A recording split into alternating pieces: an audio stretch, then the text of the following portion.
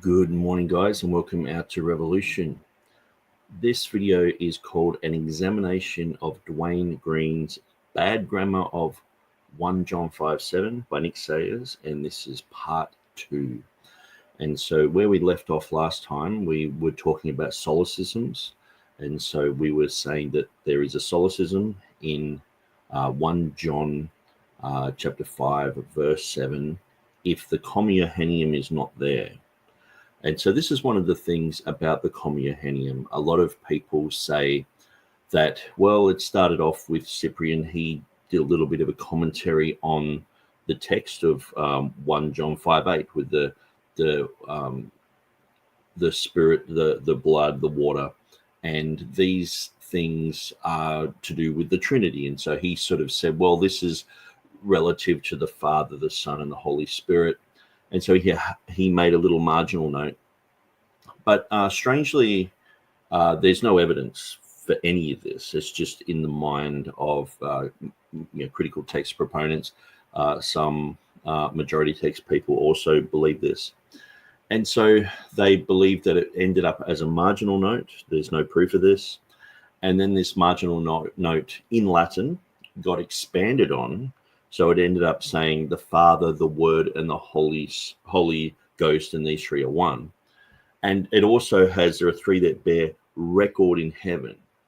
And then it also says there are three that bear witness on earth. So it says all of that in a marginal note that just came from Cyprian.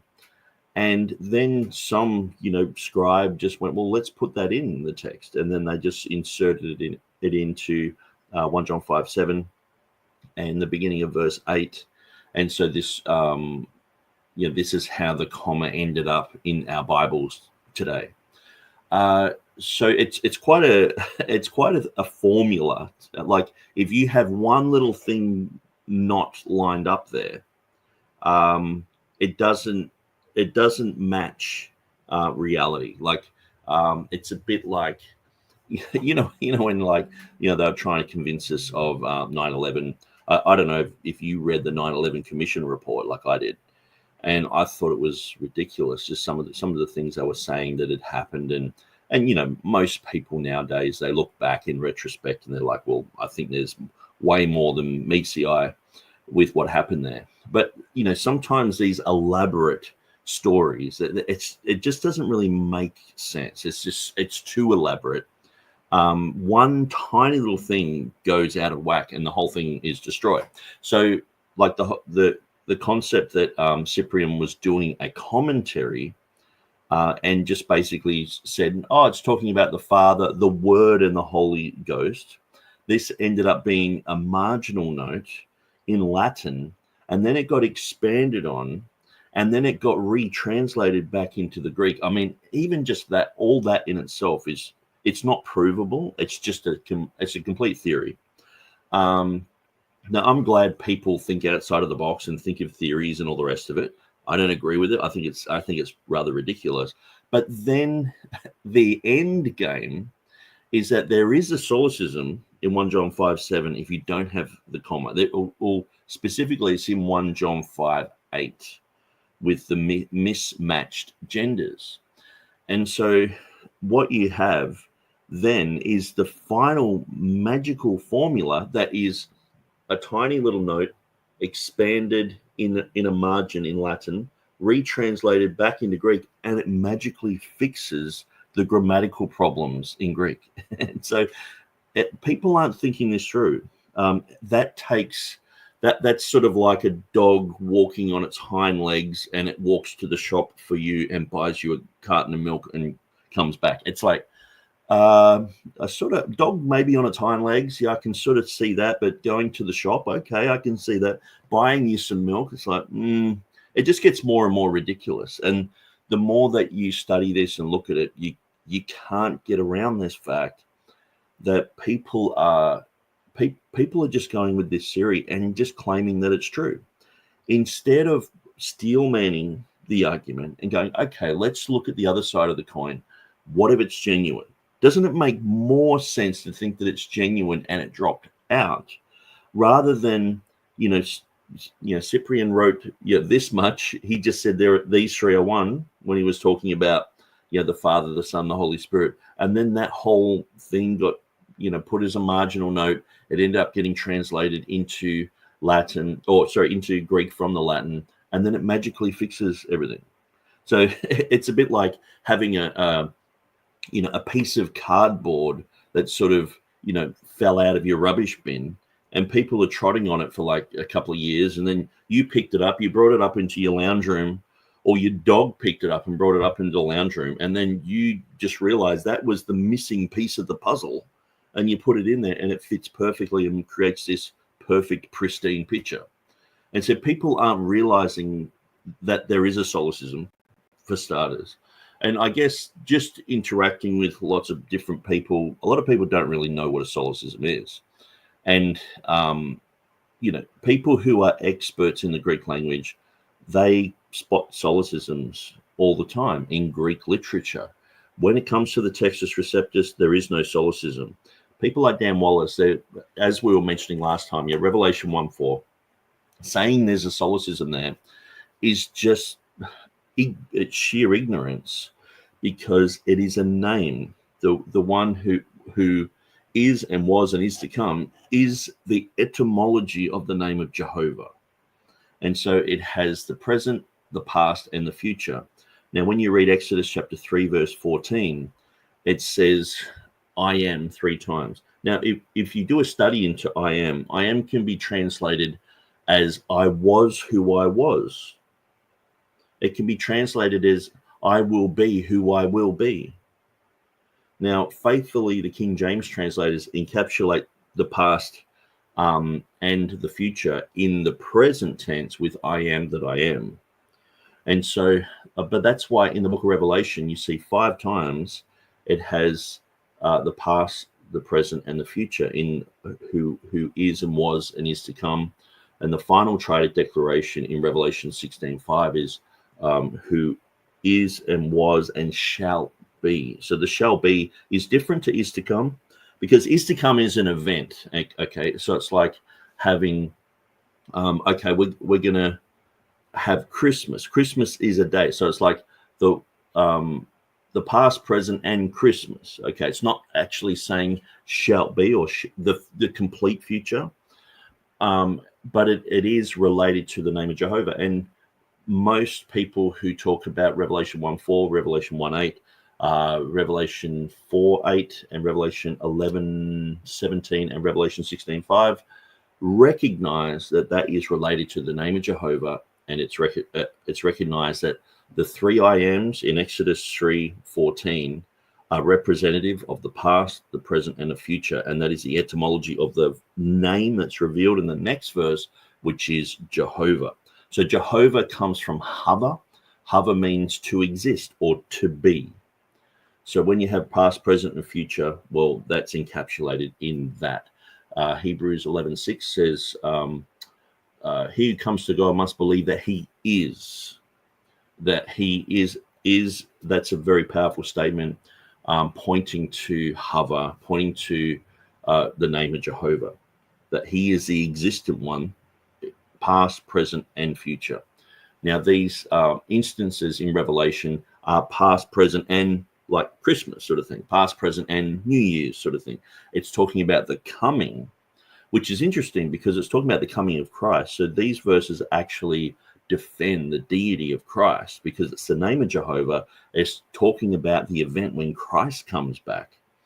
But the final triadic declaration is talking about God's eternality, the one who is and was and shall be, the isomenos.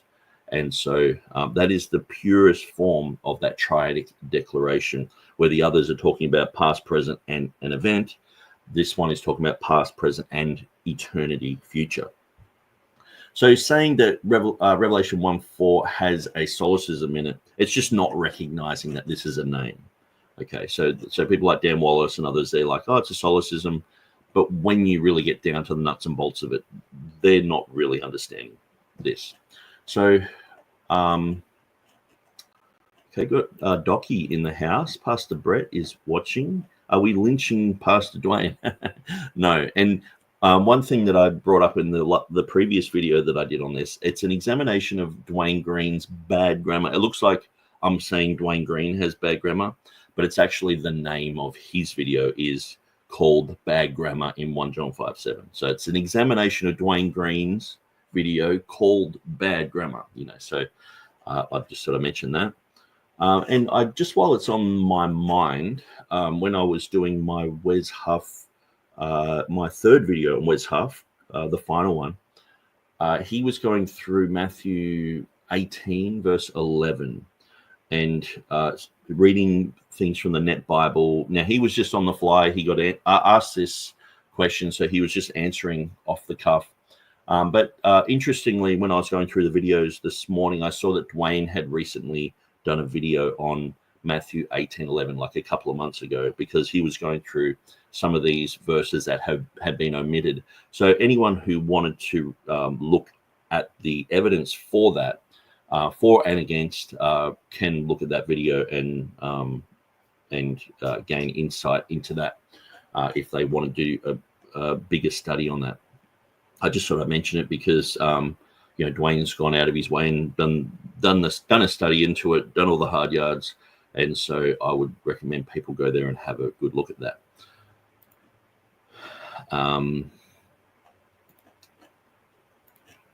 And so everyone's just saying hello. Sifted Sand says these scholars would most likely criticize us for typing bad English online, but when biblical writers had bad grammar and writing while under the inspiration of God, this is fine and dandy. Yeah, it's interesting because when I talked to Georgios Babiniotis, he said he's a Greek guy. So he doesn't have to speak English. You know what I mean? Sometimes we measure people's intelligence. If they can speak English or not, we measure their intelligence by that standard. But he's obviously a legendary Greek grammarian. 6 dictionaries, 200 books on the Greek language. So he doesn't have to speak English, but he does. And he wrote me an email in English, and it said the very great Professor Eugenius Vulgaris or something like that. And so it had the very great, which people, it's usually a stylistic thing where if someone says, oh, we've had a very great day, it's just an unnecessary addition to a sentence. And people were critiquing him for saying that instead of looking at the argument that he made about Greek. People like Barry Hofstadter and others, they were like, oh, look at how silly he's writing. If he doesn't even know the English language, how do we expect him to know the Greek? And I'm thinking, this is ridiculous. I was expecting people to just take, one of the world leading experts in the Greek language a little bit more seriously than how they did. But I'm just finding out most people have their preconceived ideas. It doesn't matter how much information you get for them and lay it out and all the rest of it. Some people they want to believe what they want to believe. And so they'll just throw dust in the air and nitpick those little things where it's just stylistic. There's nothing wrong with saying the very great. There's nothing wrong with that. Even in the King James Bible, we use that type of language, but it's seen as like forbidden in modern public speaking. It's more so a stylistic thing that people who are learning public speaking, people who are speaking in the political realm, they will watch their P's and Q's like this, and they won't say those type of things. And media will pick up on that and drill them for it. So they're picking up on that with this Greek guy and saying, oh, you should be speaking English properly. It's like, no, he's speaking English properly. He's just not using the same stylistic thing as journalists would, But, so Shifting Sand says the most beautiful verses demonstrating Christ's deity don't belong in the Bible. Somehow fallible man just made them up. Yeah, this verse is just awesome. To me, I think that the word Trinity was actually morphed from this verse because it's just tri-unity. And when you look at this verse in Greek, in Latin, you can see these words because it's the three are one. Understanding the three are one, it's very helpful to understand that God is three in one. And it's been mentioned that this is the only verse that really qualifies the Godhead being three, because yes, elsewhere it does say the Father, the Son, the Holy Spirit, and things like that, but it also just says the Father and the Son in a lot of verses. And so this is the binitarian, and there are binitarians out there who believe it's just the Father and the Son, that the Holy Spirit isn't God, but this is very clear: the Father, the Word, and the Holy Ghost, and these three are one. And so it regulates the Trinity to be three, where if you look at it, say in the Gospel of John, you could be like, I and the Father are one. Now, even though I wouldn't necessarily use that specifically as proof text for the Trinity just outright. I would use several other verses, because a few verses after that it says, let them be one with us as we are one, and we're one from the beginning. And I'm like, do we become like the fourth member of the Trinity or whatever? But people could read that type of thing into it. And that's what I'm saying. It's regulated to three: the Father, the Word, and the Holy Ghost, and these three are one. And so having that one number, that they are in unison, there's not going to be a fourth member. And one of the things is with Mary. Now, I know that the Muslims, they actually say that the Trinity is the Father, the Son, and Mary. So obviously that is a misrepresentation. They probably got it from some sort of Gnostic work. It's just not accurate. We know that. We know that's not what's been taught. But obviously there's an infatuation with Mary that's unhealthy. I mean, she was a great woman, just like Moses was a great guy, just like Ruth was a great woman. But we don't worship humans. We worship God. But then they twist a few words here and there and say, oh, it's not worship. Just sitting there with beads chanting to someone who's dead. Oh, it's not worship. And one of the things is, I was questioning Jay Dyer on this the other day. And I said, well, how can Mary hear the prayers of everyone all at once? It wouldn't, like when I'm explaining the Trinity to people, when Jesus says, if you pray to me, I will answer, but that's a claim of deity, because only God can really hear the prayers of everyone. I mean, can you imagine like 1 billion people all at once praying to Jesus? If he is just a created being, an angel, like God would have to gift him with some supernatural ability to be able to hear 1 billion prayers all at once, and answer those prayers. And so Mary actually has a harder time, because she's not only answering all these prayers, but she's actually going to Jesus and saying, Jesus, I know you're angry, because the Catholics say, he's always angry. And I know you don't want to answer these prayers because these people are just filthy sinners, but can you just answer this? Because I'm your mother. Of course, if you want something done, you go to the mother and she goes to you, and then it's requested. So she's actually got this harder time where she's not only answering all these prayers every day, but she's talking to Jesus like 1 billion times a day, trying to get these prayers answered. And so that would make her deity. And so the whole concept of the Father, the Son, and the Holy Spirit, and sort of this lingering sort of Mary character around. I mean, who knows what religion will morph into next? Because we've seen like Roman Catholicism has changed over the years. A lot of their teachings are bizarre and strange. Mary ascending up into heaven, Mary being a perpetual virgin. Now, if you don't believe these things, you're gonna be damned, according to the Roman Catholic Church. So there were popes and many people who spoke against these things, and they're going to be damned. Apparently, it's just so strange. But we've seen the Mormons. Like, I remember the Mormons like 20 years ago. I talked to them in the streets, and they were pushing Mormonism. Now it's like, what do you believe? It's like they've just smoked a joint and they're trying to explain stuff. It's like, man, that is 10 times more bizarre than you were 20 years ago. At least they were almost like concrete in their heresy. Now they're like all over the place. And so it's strange, because you learn all this stuff to try and win Mormons, and then they just morph into something else. And it's like, oh, it's like a COVID variant. It's like, oh, I thought we beat that one. No, there's another one around the corner. And these cults, there are things growing. I mean, even in the charismatic Pentecostal movement. Like there's strange and bizarre and weird things coming out all the time. And so who knows? Maybe they're going to come out with 4 members of the Trinity. But so this verse regulates it to 3. It's the Father, the Word, and the Holy Ghost, and these 3 are one. And so I'll let Dwayne start off. I'll show some of these comments, and as I see something that's fitting, I'll chat about it. But let's let Dwayne continue from where he left off last time. Put the volume about there. Unmuted, and here we go. Wine press of the wrath of God. And here's the phrase. Sorry. A little bit of a glitch, when you press your mouse and it sort of double clicks. So I'll just go back a little bit. Where are we? Here.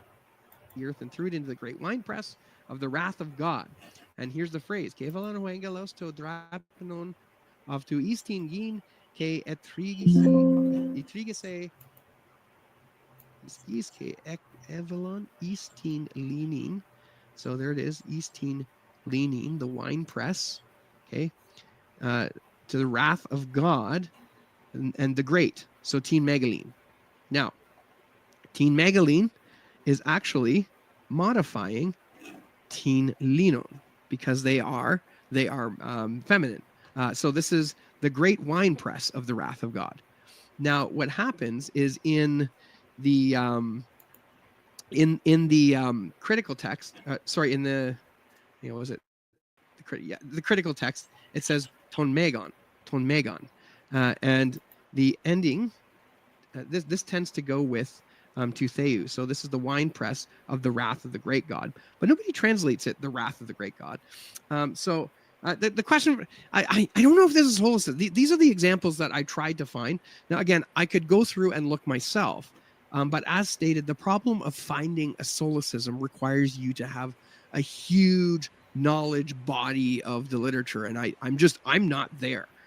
So I would have to rely on the work of others. Now, there is a document that's going around that's suggesting that there are 205 solecisms in the book of Revelation, and that's probably true, but I wasn't able to find the actual examples because what I'd like to do is test them against the Textus Receptus to see if they are still solecisms in the Textus Receptus. So what I'm going to do here is... Hey, Tim, good to see you in the chat there.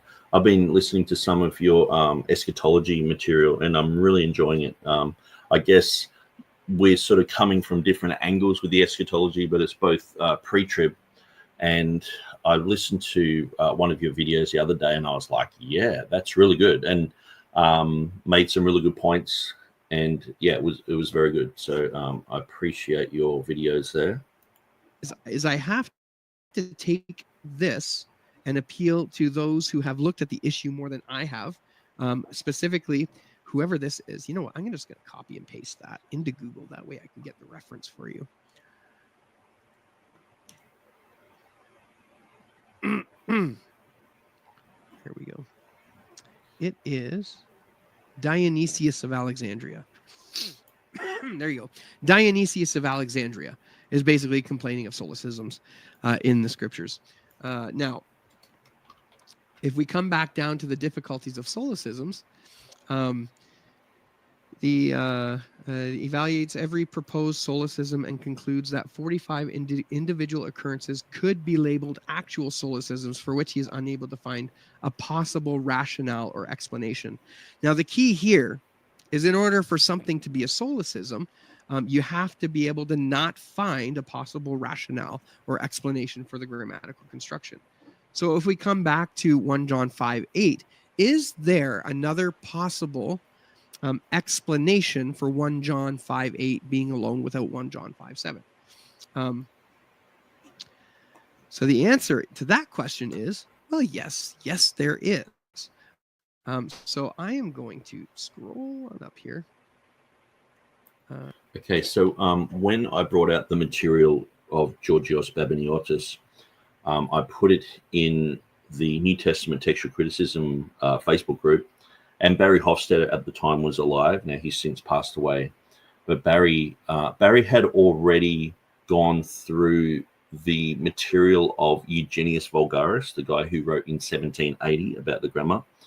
And when I talked to Georgios Babiniotis, the grammarian who's alive today, I specifically said, was that article in 1780 correct about the solecism, the grammatical issues and things like that? And he came back and said yes, And so Barry Hofstadter had already sort of critiqued Eugenius Vulgaris, because that used to be the one that we would go to.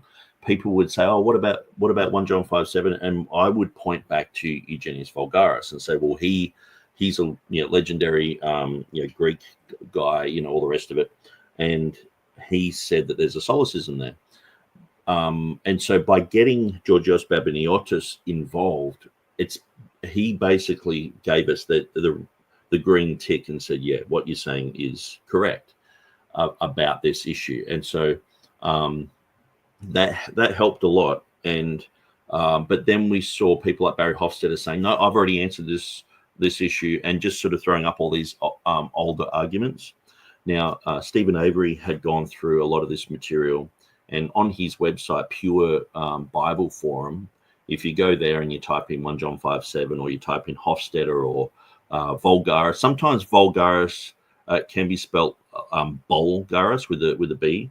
So you, if you're doing searches on this, just remember that. But yeah, so the Text of the Gospels, James Snap's site, that's in 2018. I'm pretty sure it was like a 2020 or something like that. It was during COVID, I'm pretty sure, that we were bringing out the material, or maybe 2021, but we were bringing out the material of Georgios Babiniotis. And so people were just sort of already answering it without really understanding it and reading it. And then they were critical of who he was, because most people had never heard of him. They're like, who's this guy? Because that's usually what text critics do, is just demonize the messenger. Someone's coming along with a message. They're like, who is this guy? And straight away, people were saying, does he know about all the textual issues of 1 John 5:7? And it's like, well, I've asked him a grammatical question, so it shouldn't have anything to do with how many manuscripts are there, So in other words, you have to learn textual criticism, get all these presuppositions in your mind, and then you answer, instead of like, is this a grammatical problem, and going to a grammarian and they're like, oh yes, it is, because of this, and that, where that's not what we were dealing with. And obviously we do deal with those issues of how many manuscripts and all the rest of it. We look at the Latin and how many manuscripts, 95%, etc. Then we look at the grammatical issues. And so we look at all these things differently and separately. But like, you don't just say, well, there's 95% Latin manuscripts, and someone come along and go, yeah, well, there's only a small handful of Greek manuscripts. It's like, well, that doesn't override a fact. We're just trying to get to the facts of things, then lay them all out at the end, not go halfway through a fact and go, well, 95% of the Latin, maybe we should do something with that figure because of the Greek. It's like, well, no, it's either in the Latin or it's not. It's either a solecism or it's not. It's either there's grammatical issues here or there aren't. It doesn't matter. Like, these other facts don't override something. And so that's what I was seeing. People were saying, well, does he know how many manuscripts say this and say that? And I'm like, look, that shouldn't matter. We're talking about the grammatical issues here.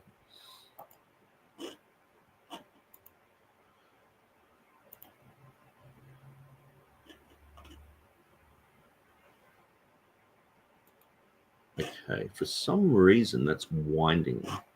So I might just shut down some things. I'm not sure why that would be winding, unless Windows is doing a magical update in the background somewhere. Where is it? Here. Here we go. Yeah, we're going to take a look at Erasmus of Rotterdam. Actually, I think it was Dwayne's screen was winding. So this is what Erasmus has to say about the supposed solecism. Now, he doesn't call it a solecism. He says this: Erasmus on the comment it will It will torture the grammarians that the spirit, water, and blood are described by the phrases there are three, and these are one, especially since the words spirit, water, and blood are grammatically neuter in Greek. So here you have him saying, this is a problem. The grammarians aren't going to like this. It's going to torture them. It's going to make them really, really, really uncomfortable.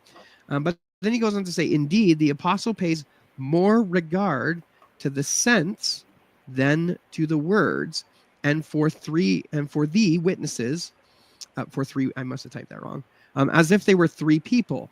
He substitutes three things, spirit, water, and blood. You use the same construction if you say, the building is a witness to the kind of builder you are. So what Erasmus is saying here is that the spirit and the water and the blood are acting like people by doing what people do. They do things. In the specific passage in 1 John 5:8, they are witnesses. Okay. So Erasmus is saying here, an easy way to explain this is constructio ad sensum. That is the construction according to sense.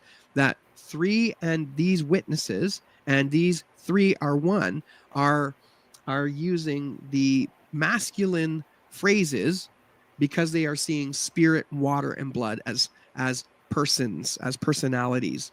Now, it's important also to reference that those who have commented on this verse before have suggested that this isn't referencing a Trinitarian formula. And we're going to take a look at Gregory of Nazianzus, which is... So Sifter Sand says, yeah, it was very enjoyable. I am watching a lot of Nick. I started watching him 2 weeks ago after seeing his name from a man who defends the King James Bible named Stephen Avery, if you know him. Yeah, so Stephen actually got me onto studying 1 John 5:7. So during COVID, I had I think it was 2 months where I was just sitting at home. Everyone was sitting at home. There was one case of COVID and they shut everything down, just neo-Nazi style. Neo-Nazi, well, I guess it's not neo-Nazi, Nazi style. And so we're just locked up in the house, but the government was just throwing money at us. So it was like, okay, let's just stay at home and let's enjoy this. So I contacted Stephen and he was saying, look, we should, get into the comma and study it a bit more. And so he was getting me up to speed with a lot of these arguments. And that's when I contacted Georgios Babiniotis and worked out a few other things. But I spent a few months updating my website with a lot of comma material. And it was great because over the years, since then, I've, that foundation of knowing that type of material has really helped me. But yeah, definitely. And one thing with Stephen Avery, Stephen, he often gets chided as being non-Trinitarian. Now, I've talked to Stephen about this. We've talked personally quite a lot over the years. And from what I could tell, he just doesn't like the term Trinitarian. And when you go through what he believes, there's a guy in the critical text camp called Andrews. Now, he's written 100 books. He's quite prolific in defending the modern critical text. But he does debates saying that, well, Paul never used the word Trinity. So why should I use it? Why should I feel like I have to use that word? And so he doesn't use the word Trinity, but he believes in the Trinity, sort of thing. So it's no one would ever accuse him of not being Trinitarian. He just doesn't use the word because obviously the word came about later. Now, I don't mind using the word Trinity.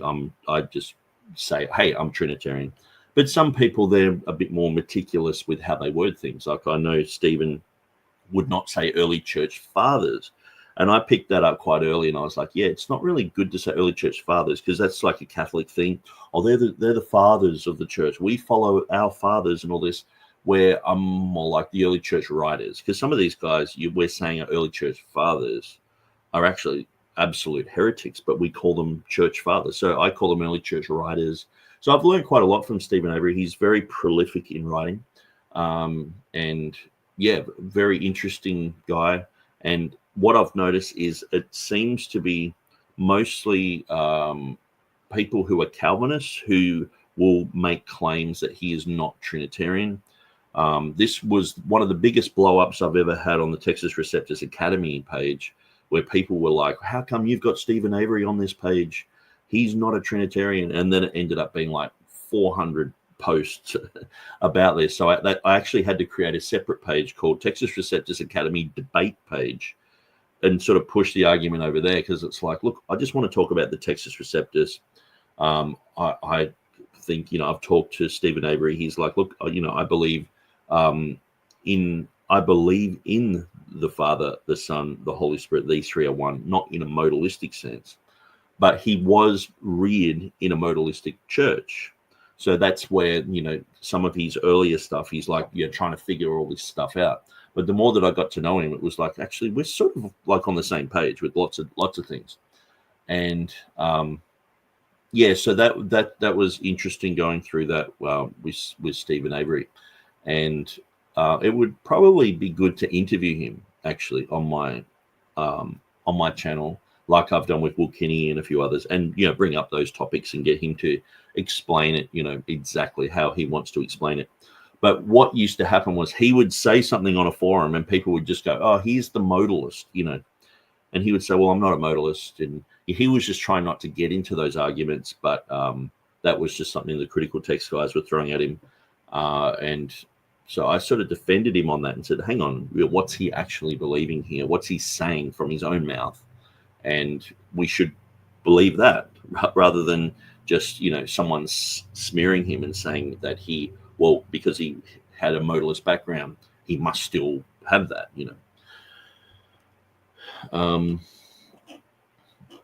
Okay, so let's continue. Really interesting conversation. A bit complicated. We'll work through it.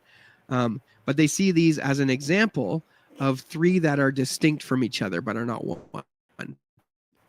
Or some. I forget how it goes. We'll look at it. Gregory Nazianz. This is really interesting. All right. Let's take a look at the comments. It's been a little while since we took a look at the comments. All right. So we'll pop over here. There we go. All right. What is your obsession with John 5:7? Okay, so here's the Pure Bible Forum of Stephen Avery. So if you want to study, and oftentimes he'll go through these videos and throw up things on his forum. Now, his forum is sort of like just a database where he can throw his material there and you can go through, you can search through it, just search for 1 John 5:7 or Tabernacles or, these type of keywords, and you'll see what he's written about it. And so, someone was just asking Dwayne Green, why are you obsessed with the comma? Well, I mean, I could do a 4-hour show every day for a year on the comma Johannium and probably get through about quarter of the material that needs to be said. There's so much information about the comma that when I hear people say, well, Erasmus sort of invented it, sort of thing. He started this. That's the low-hanging fruit of the critical text side. They usually parrot that type of thing. But there's so much involved that even with Dwayne doing a few videos like he did, it doesn't even scratch the surface, really. It is not a Trinity proof text. No, it's not that this is an obsession.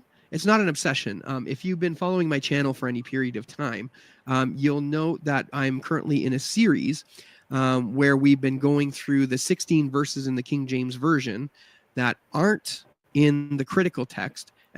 And so, Boulder's Line just said, Nick, turn up the volume on Dwayne, please. The issue with Dwayne, and I mentioned that to him in the first part of this video, is he's got this new mic, which is facing sideways that way. And whenever you're doing like singing or preaching, you should always have the mic. You're speaking down, sort of like you're speaking to the end of the mic, where if you've got it up like that or down like that, it can cause lots of problems. But he's sort of got it sideways, and then he's turning his head that way to read the comments. So it'll go from boom to almost can't hear it, boom. And when I was listening to this, because I didn't watch it, I listened to it, I had my volume on my phone up full ball. I was like, I can't hear it. And then it would boom. And so I did mention that to Dwayne, that he sort of needs his mic a little bit more centered, or possibly coming from the other angle when he's looking at the screen. So it's more so not turning away from the mic like that. But anyway, yeah, hopefully that helps you understand why I haven't got him so loud, because it does boom, and sometimes it just almost goes down to nothing. But I have done videos like that before where I've turned the volume up when they're quiet and turned it down when they're booming, and it's like all my focus is on that. So yeah, it's going to be a little bit hard, but hopefully we get through this. Taking a look at those from a Byzantine perspective. The reason why there's 4 videos here is because there's actually a tremendous much more material on 1 John 5, 7, and 8 that there is in any other passage. So it's not that I'm particularly obsessed with this passage. I'm actually looking forward to being done with it.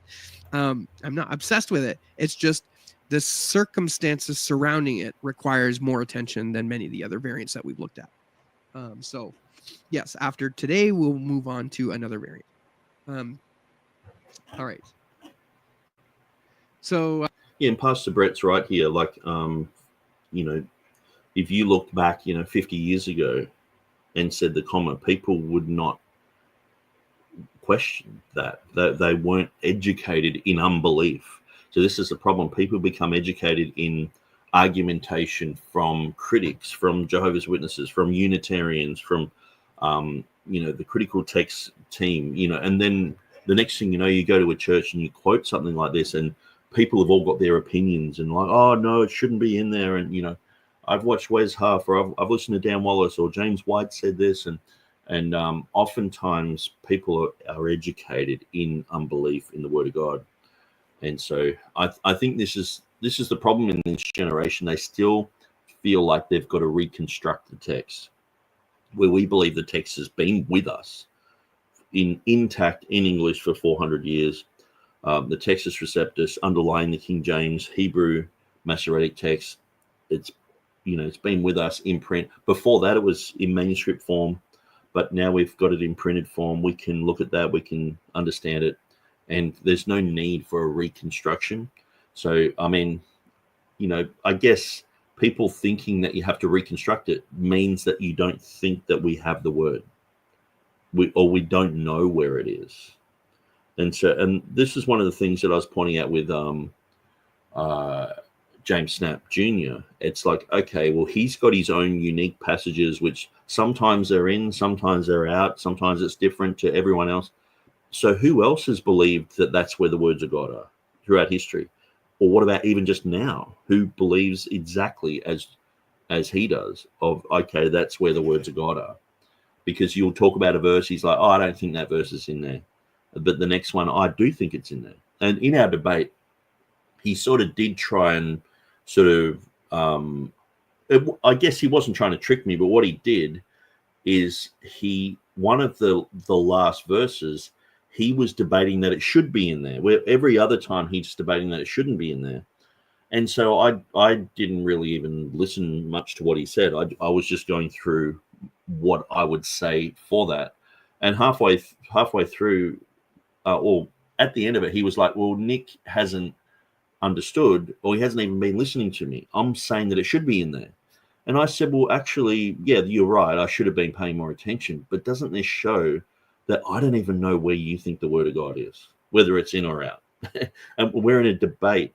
And how's the average person, that the mother with 3 kids, busy, got a life, and they're running around doing stuff, and it's like, okay, well, should I figure out if this verse is in or out? And I think it creates massive confusion in Christianity. And but anyway, let's continue. Well, so you're suggesting it's not a Trinitarian proof text. Giganome says it is. However, and Friendly Neighborhood Jesus Freak is right, that oneness Pentecostals actually point to 1 John 5:7 as proof that the Trinity is. So, and that's because oneness Pentecostals typically are King James Version only. So interesting conundrum. Now, I've had that said quite a lot, where sometimes that can be a bit of a gotcha thing. So you're saying, well, 1 John 5:7, it proves the Trinity. And then people say, well, oneness Pentecostals use that against the Trinity. And it's sort of like, well, I know that there are verses in the Bible that people tend to twist and also promote as saying something that it's not. And usually it's a verse that totally destroys them, but then they're hovering around this verse, like say the Jehovah's Witnesses with, in the beginning was the Word was with God, and the Word was a God. They're like, well, it can be translated like that. And so they've sort of become like a bird hovering over that verse sort of thing. And people who will quote that to them, they go, hang on, but it says that, so I wouldn't suggest that the oneness crew really like that verse. I think it's just because it's when two paths cross, when they are King James preferred or only, or whatever you want to label it, and then they've got their own doctrine that's destroyed by this verse, they have to adopt it and go, yeah, it's actually saying the opposite to what you think. You know what I mean? Or these three are one. That means there's one, one God, one Jesus, one, they're all different modes. Modalists, believe this type of thing. And so that's where I would say people often say this, like, oh, well, oneness Pentecostals love this verse. I would say, okay, well, we have to look at their argumentation and see how silly it is to try and get the oneness from this verse, where clearly it's talking about three, and these three being one, specifically, three different persons, and there is obviously one God, which is mentioned throughout the whole Bible. But they're like, okay, it's modalistic, the Father, he pops up, and then like imagine at the baptism of Jesus, you got, the Father, this is my beloved Son in whom I'm well pleased. And then he's like, it's like, quick, get changed, run down and turn into Jesus and go, yes, okay, I'm getting baptized. And then quick, get back up, turn into a dove and come down. It's just ridiculous. But, all these concepts that come from modalism. A lot of Christians try to defend Trinitarianism by using modalistic arguments. I can understand that because, I've used them as well. I've been there with Jehovah's Witnesses talking about, ice and gas and water, the three different ways that, liquid, ice, gas, liquid, you got, your solid, and you basically got different modes, and that's how God is. And I understand sometimes you're using these arguments, but it doesn't really, when you're defending your own doctrine, sometimes these can bite you because it's actually describing modalism. So it's good to, if you are studying the Trinity, to go and watch some debates against modalism, because oftentimes there will be 10 verses that you're usually using, and you're like, hang on, I shouldn't use that verse anymore. that's not the best verse to use. But let's continue there. So when we talk about people in the past removing the passage, why wouldn't they just explain it away? Because we know that Hilly Billy says the Trinity is in the word Elohim. Yeah, it is interesting that the M is plural, and it is usually translated as a singular, as God. But yeah, definitely, I think there is more to the word Elohim than just a singular God. That would be Eloha. And it's interesting too that Arabic, they have Allah.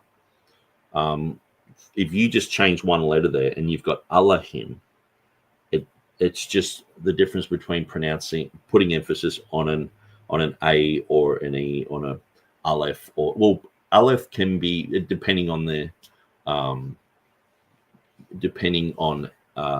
vowels. It just depends if you pronounce it an A or an E. And so oftentimes what you see in Arabic is it's a very similar language, the Semitic language, Arabic and Hebrew, but oftentimes they will just have a different accent that they might have. Like if you meet someone who's Jewish, you'll say Shalom Aleichem, and they will say Aleichem Shalom. Where if you're a Muslim, you would say salam walakum, and they'd say walakum salam. And it's very similar. And oftentimes learning Hebrew, you inadvertently learn a lot about Arabic as well. And yeah, it's quite interesting. It can be explained away because people do explain it away. All right. I usually point to John 1 and Acts 5. Yeah, and the early church fathers pointed to Matthew 28, 2 Corinthians 13:1. We can also go to Philippians 2, Colossians 1, John 10:35, another one the early church fathers went to. I'm my father 1. John 1 is another. So there's tremendous examples showing the deity of Christ, and you can put those together to form the Trinity. Mormons also use 1 John 5:7, so there's apparently a lot of room for interpretation, right? And like you got to think, like if you think the Bible is scripture, are you more likely to remove something, or are you more likely to interpret something your own way? All right, is Latin grammar for comma is more correct than the Greek? Yes, it is. J. Andrew, anyone know what Burgon's take on the comma was? I'm not sure. I wasn't able to find Burgon's take. Someone could check, removed or doubted it. Yeah, he might have. I don't think this is. I think I noticed Christian McShaffrey made a bit of a video about Wes Huff. Now I might actually grab this YouTube. Let's just jump on there. I'll just quickly show it. It goes for like a minute and a half. He was in the chat last night and he was asking, where does Wes Huff talk about this? And so I'll just find it. Yeah, he is kept pure.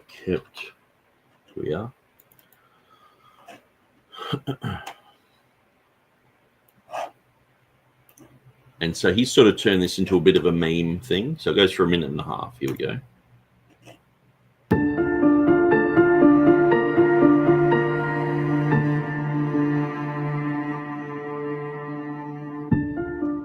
Like, and then the original story, like, so when you're talking about the biblical translations of the Adam and Eve story that we're all... Hang on. That's not it.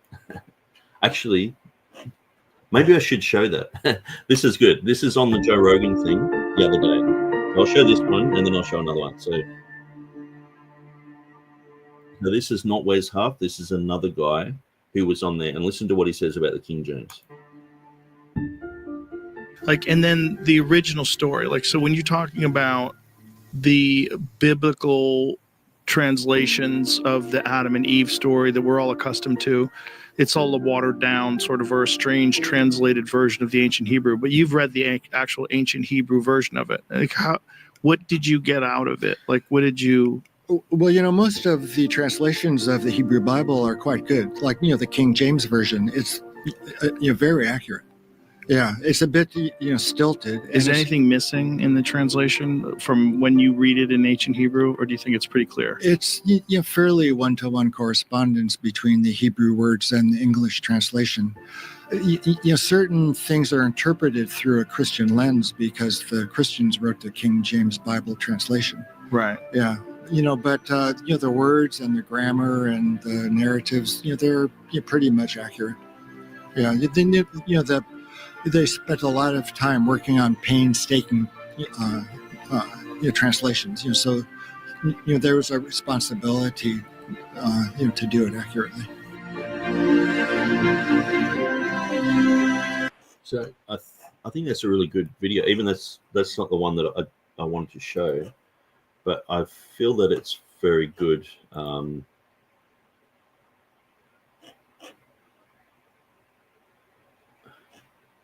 Okay, so let's see this latest one.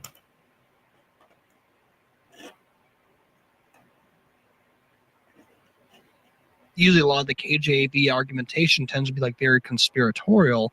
Like the actual, when you look at academic scholarship, whatever people are into, they usually do it because they love it, not because they're trying to cover something up. They're actually trying to discover it. So I think that is something that, sometimes can be put with a broad brush when it comes to sort of using like, oh, academia is like somehow it's just some sort of broad conspiracy or something like that.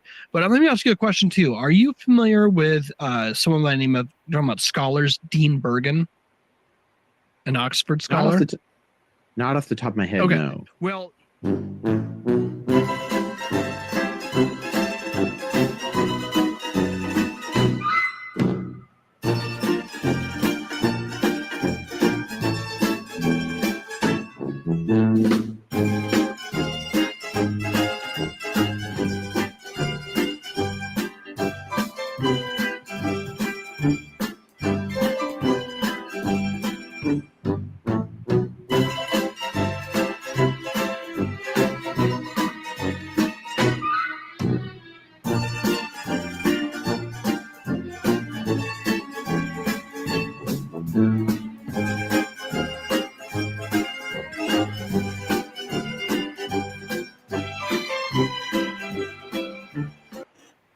Okay, so I think you get the drift with that one.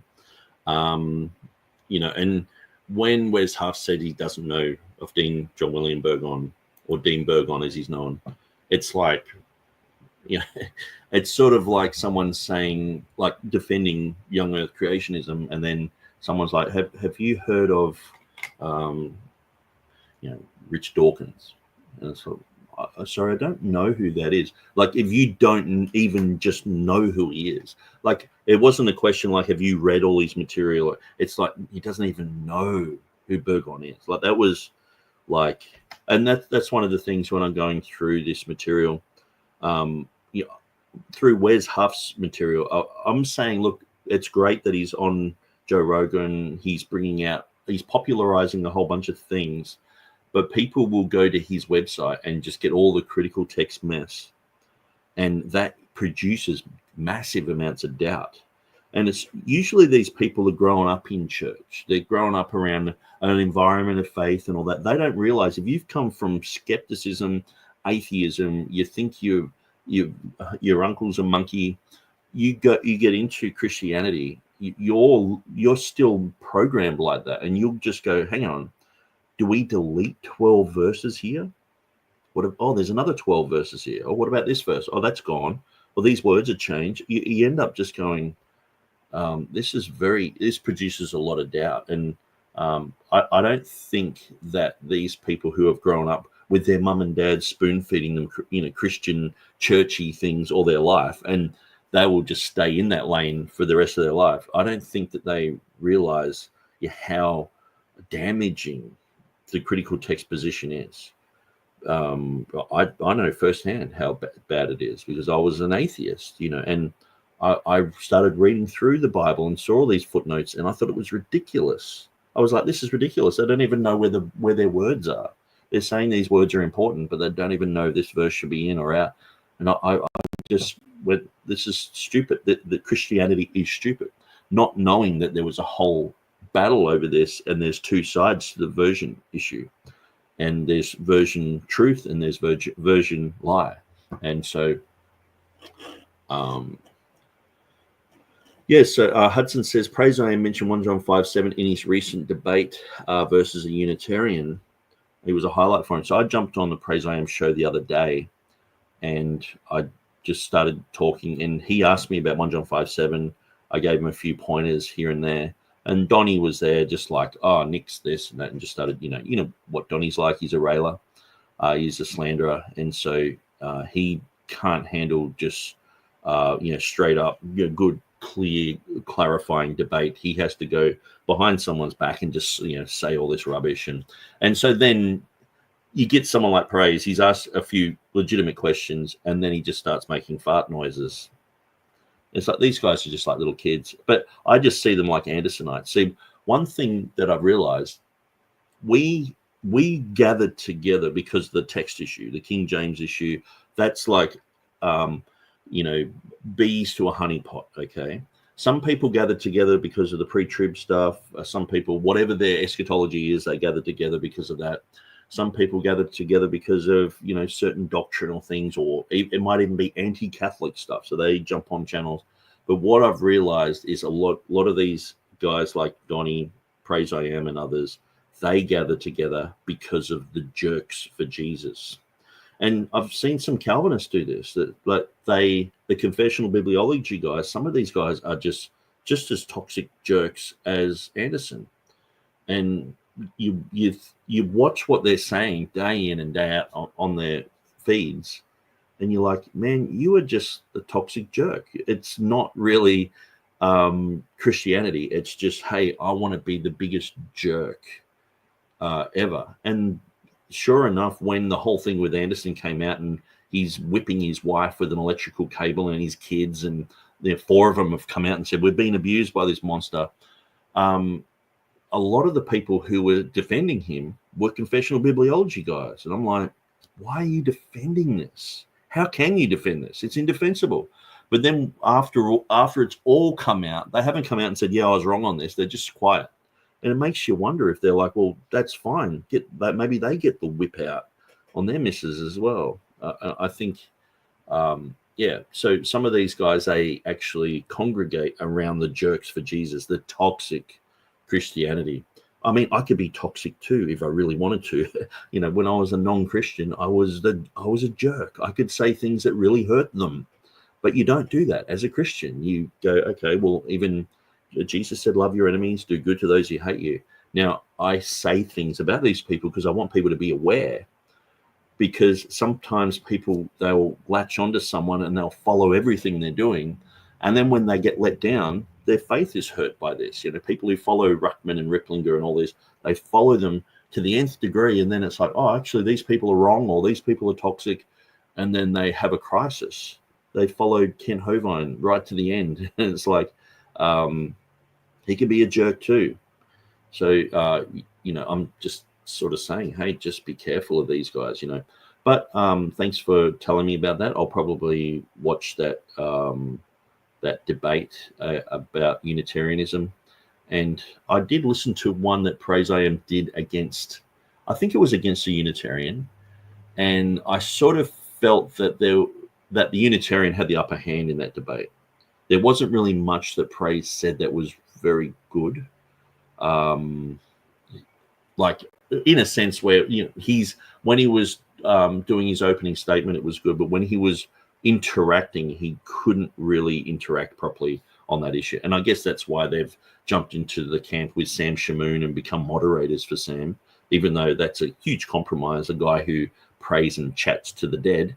They're like, oh, we'll moderate for you, and I just sense massive compromise with these guys. So anyway, I could talk about that for a while, but let's just move on. Let's continue. This is a new observation argument. I recall seeing at least one ancient reference appealing to the grammar for a case to keep the comma. Yeah, that gets confused. So Gregory of Nazianzus was the only early church father to comment on the grammar, and he actually wasn't commenting on it to advocate for 1 John 5:7. We're going to take a look after I at that when I finish taking a look at the comments here. So Friendly Neighborhood has it in Latin. Hello, can we stand for Solecism Scriptura? Can we stand for? Okay. LOL. Vulgaris Magistralis. I don't know what that is. I don't know what the reference is. Sorry, Bible version conspiracy. Hey, how's it going? Glad you're able to make it on the live stream. I saw you pop in there, but I was just in the middle of talking. From henceforth, we should make our comments on Latin to make things hard on. Okay. Dwayne, would you say that the lack of Greek manuscripts is the strongest reason you do not accept the comma? Yes. It's there's that, and then there's the lack of quoting the comma in places where you would expect to find it, like the Council of Nicaea, for example. Now we do see it in Mike Ferrando pointed this out. So it's usually commented that, well, they should have used this at the Council of Nicaea. If Athanasius, this is a James White argument, if Athanasius had used the comma, we would see it as genuine. How come he never used the comma? He did. and people just aren't aware that he actually quoted the comma. So I'll just quickly get that up. tr.org.au, go to my website. I'll go down to 1 John 5:7.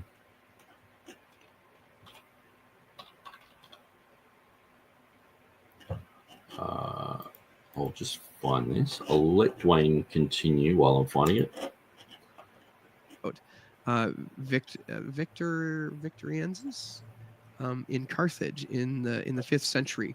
A bunch of people were killed for their witness of the Trinity, specifically for using 1 John 5:17. Now, barring conversations surrounding Cyprian, which I don't think he's really quoting from 1 John 5:7, we don't really have any church fathers earlier than the 5th century. We might have some in the late 4th century, but before that we have zero. No one who quotes it. So between the church fathers and the Greek transmission streams, I just okay. So I'm trying to think on this side and listen to Dwayne. So I know I skipped over some of the things he said, so I might actually just rewind that. But I'm just looking at my Comma Johanneum articles. So I've got an index of some of the articles, separate articles that I've done. And I'm looking for Athanasius. I can't see it there. But maybe it is on this page.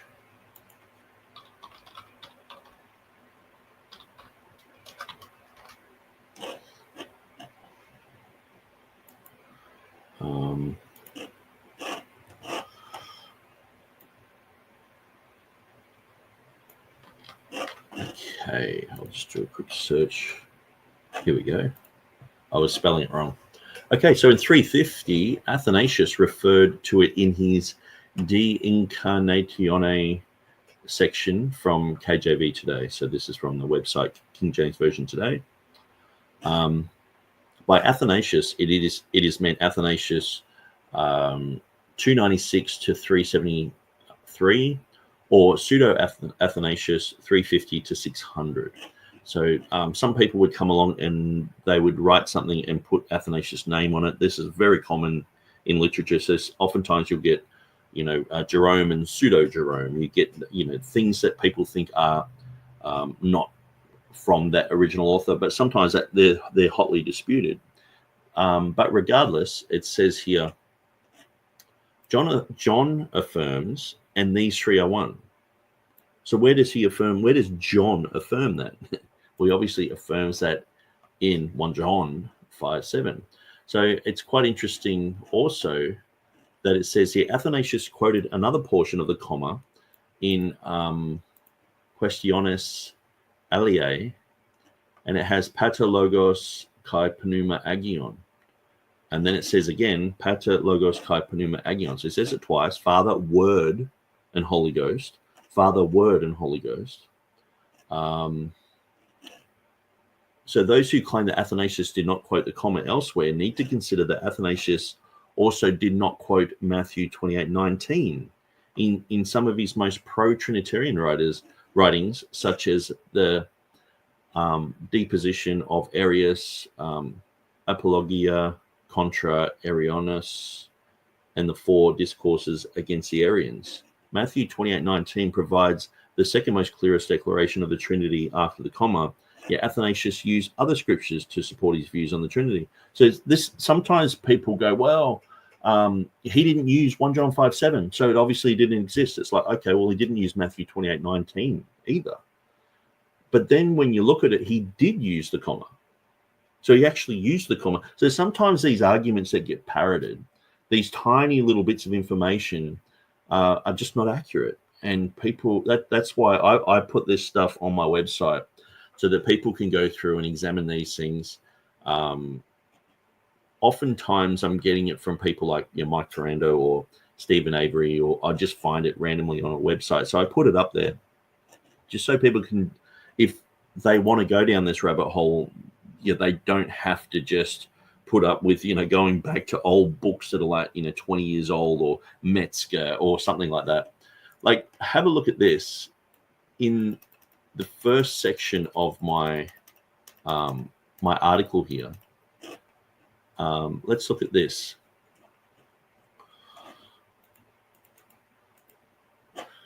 allusion to the Johanneum comma. The Apocrypha work from the 2nd century is full of quotes from John's Gospel and letter. The Greek text has been transcribed and published online. So the Acts of John, circa 150 to 200. So this is at least 50 years before Cyprian. It says, and again, with me, say thou, glory be to thee, Father, glory be to thee, Word, glory to thee, Holy Ghost. And so, like, where did that come from? And how come it's dated to 150 to 200? This type of information needs to be known. It needs to be investigated. But the problem is, you find something like this and people just aren't interested. They're just like, no, we've already worked out that the comma doesn't exist. And we just keep finding old quotations with the comma either in Latin or in Greek, or but they just keep pointing back to this story that it ended up as a marginal gloss and ended up getting retranslated back into Greek and all this sort of stuff. And there's no proof for that. So anyway, we'll go back to here. Just don't see. So we come back to the question of the comma, and my reasoning is this. So the New Testament was inspired in Koine Greek, right? I know there's probably going to be some people who will debate that. Everything is debated. Everything is debated. Everything. But there are some people who are going to debate that and say, well, no, it was written in Aramaic, or no, it was written in Latin, or no, it was written in whatever. But generally speaking, I think most of us would agree that the New Testament was written in Koine Greek. So if it was written in Koine Greek, it stands to reason that it was inspired in Koine Greek. So for me, I don't see where there is any sort of impetus to suggest that inspiration shifted over to the Latin tradition. So this is where I'm in disagreement with this. If you have something that is the same, like if it says in the beginning was the Word was with God, the Word was God, whether you have that in Latin or in the Greek, I mean, the word, logos, it means the same. So having that written in Latin, if it's identical to the Greek, then that becomes the inspired word of God in their language. Now, of course, we go back to the Greek to look for those grammatical nuances. We always do that. But the words themselves, many times, like I would suggest that it doesn't matter what language you look at with John chapter 1, verse 1, it's accurate. In the beginning was the Word was with God, the Word was God. It's accurate in Latin. It's accurate in the Greek. It's actually accurate in the King James. It's accurate. There's, I don't know, except for Jehovah's Witnesses, of course, are messing with that text, and a few weirdos here and there. But the vast majority, 99.9% of translation of that verse is accurate. And so I can't see how the inspiration doesn't cross from one language to another when it means the same thing. Because if it's only inspired in only the original language, see, to me, inspiration happened in the original language. Okay, 100% agree. And I think the Bible was written in Greek. Okay, now there might be a case for God spoke Hebrew to John, but it was obviously penned in Greek. Okay, it might be a case for Matthew, having all of his homework done in Hebrew, but it's written in Greek. Okay, and there are certain parts of Matthew that only make sense if it's written in Greek. Now, it makes sense, because when you go through Paul's letters, as if you're going to write a Hebrew letter or an Aramaic letter to someone in Ephesus, it's just not going to gel, But where is inspiration? To me, inspiration is when the people were penning the Word of God, they wrote down the words that are inspired. Now, that inspiration is carried through to us today by preservation. So if God has preserved the inspired words, it's like if you preserve jam, you seal the lid on it, and it's come to us today. You open the lid, it's preserved. It's intact. It's been carried through time, and it's there for us. The whole thing's there for us. And so if you get the inspired words of God back then, they are brought to us today. We open it up and go, there's the inspired words of God. Now, the thing is too, like if you look at, say, the book of Romans, the book of Romans was sent to Rome. Now, what language were they speaking? Well, they were speaking Latin. So that would have been translated. Romans would have been translated early. They would have had that in Greek, but they were spreading it to the common people in Latin. So knowing and understanding that Latin was everywhere, this helps you understand why Latin is so important, because it's secondary, but it is very important.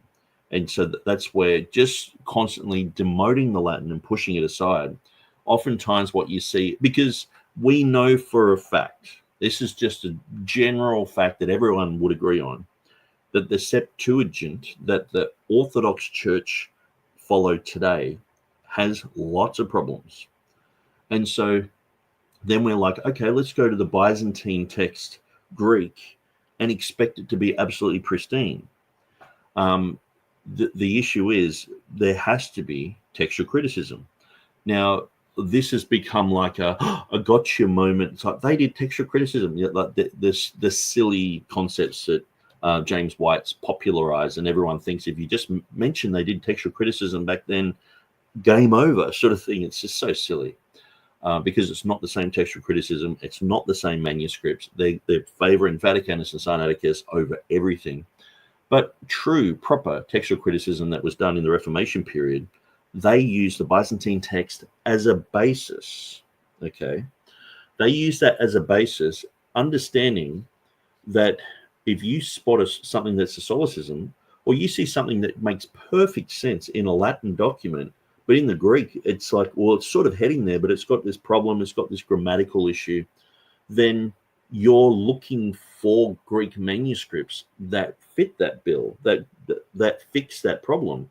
So you might go through a library and there's 100 manuscripts there, but 10 of them have this specific way of saying something, and you're like, well, that makes perfect sense because of these other criteria. And you're not just going with the majority. You're not just counting noses. And so even the Byzantine priority guys don't do that. You look at James Snap. There are some verses, like, say, I'm pretty sure it's the baptism confession of faith of the Ethiopian eunuch, Acts chapter 8, verse 37, that only has 15% manuscript evidence for that reading. But most, like James Snap Jr. goes with it. And so it's like, why? Why are you not going with the majority? And so this is the thing. There is internal criteria. There are many early church writings that sometimes are hundreds of years older than some of the manuscripts that people are favoring. And obviously we've got to date all these things. But see, one of the things is with the early church writings, if you get it in Latin, in Greek, in other languages, many times there is a lot of proof that it's that old. People quoting from it, and saying specifically that this is in the age of this person. Where a manuscript, sometimes it doesn't have those things unless it's got like the Eusebian canons and things like that. You can date things like after or before and things like that. But sometimes those things are dropped off the front, but sometimes they might have marginal notes with that information there. And so these things can help you to date things. But obviously we want everything to be, scientifically tested, chemically tested, so that we can know more accurately. But so let's just continue with what Dwayne's saying. And because we have the Greek manuscripts, which are pushing the text forward in time, I don't see the comma in there. Now, if you want to suggest that the comma was originally in the Greek and then lost. For example, the common argument is, well, Sabellianism and Arianism, and I think Nick was saying that Constantine, who was like basically the second in command in the Byzantine Empire, was Arian and didn't like the Trinity. So there was Constantine, and then the man who took over from Constantine, he was an Arian. So you got to understand that the second leader of the Byzantine Empire was an Arian. Now, what do you think he's going to like that verse? No, whether he's into modalism or against modalism, or against Trinitarianism, he's going to dislike that verse. Trinity, and so they conspired to basically expunge all of the Greek manuscripts, copy them all without the comma, and then get rid of all of the manuscripts beforehand, leaving us with absolutely nothing. Now, this is problematic for a number of reasons. I sectioned that part out from my video because that puts my argument there in a very easy 5-minute format. But you're basically suggesting that a decentralized process of copying scriptures was able to completely wipe out a reading from. Well, the facts are that with the Septuagint, with the Byzantine Orthodox Church Old Testament, there's things missing there. There are ridiculous readings there. So if you just have a naturalistic view of the Orthodox way of preserving things with the Old Testament that they're claiming is their Old Testament, they failed. So to understand that the New Testament, that they did a good job, but they didn't do it perfectly. So that's why you have to look at early church writings. That's why you have to look at the Latin. You have to look at these things to understand, because if it was just like a photocopy, yeah, great, but it's not just a photocopy. You've got things that are problematic. You've got things that have crept into the text that everyone recognizes as an error, and it's like, well, that shouldn't be there. That's just been copied and copied over the years by scribes, and that shouldn't be there. And so we understand that there's parablepsis, people looking at the beginning or at the end of things, homoi euteuton, homoi arcton, the similar beginnings, similar endings that can cause lines to drop out. So if you've got a line that's dropped out and that's been copied into 100 manuscripts, well, then you can look at a Latin document that's of the same age or older, and you're like, hang on, it's got this line in it. And then you find a few Greek manuscripts with that in it, and you're like, actually, this is more favorable. Look at this. This fits perfectly. This makes perfect sense in this paragraph. If you have that out, it doesn't make sense. And this type of thing is true, proper textual criticism that you have to do with any document. When you add Vaticanus, Sinaiticus, Codex Beza, and all this other stuff in the mix, it creates an absolute nightmare. It creates a mess. But if you just look at faithful documents, and it's a bit like, if we're looking at the Diatessaron, we look at the language editions of that. I'm pretty sure it was done in Arabic. You've got Latin. You've got lots of different languages that have a Diatessaron. And so going back, you look at everything. You don't just ignore something. And so we know that in the so-called Septuagint, the scribes were many times grabbing things from the New Testament and pasting it into the Old. And this causes problems, because it causes readings that are not in the Hebrew, they're not in other versions, but they're in this Greek Septuagint. And so what we see in the New Testament, there were certain things that the scribes were doing that you can recognize that they did, but it's not accurate. So things had to be ironed out, and things had to be they had to do proper textual criticism on these things. And so from the language of inspiration. And if a reading can be completely wiped out from the language of inspiration for like 1,000 years, then how But see, then Dwayne's dealing with extant manuscripts that we have in our hand now. So I can prove just by what Erasmus said that we don't have those manuscripts that he's talking about. And, the Complutensian polyglot, we don't have them now. So what people do is go, well, we don't have them now. They didn't exist. And it's like, why? How could they do that in front of everyone and it not exist? It's amazing. But this is the type of rhetoric that we see. The anti-comma rhetoric is just go to the worst case scenario and just say that happened. I've heard almost anything being said. I've heard because Erasmus is gay, he had a lover and all this sort of stuff. I've heard that type of thing, like King James is gay. You just hear these strange stories and things. Oftentimes it's like he's a humanist, a secular humanist. It's like, oh no, a humanist back then was into the humanities, but the whole concept that there's just no evidence whatsoever. People aren't reading what Erasmus said and what the Complutensian polyglot guys said.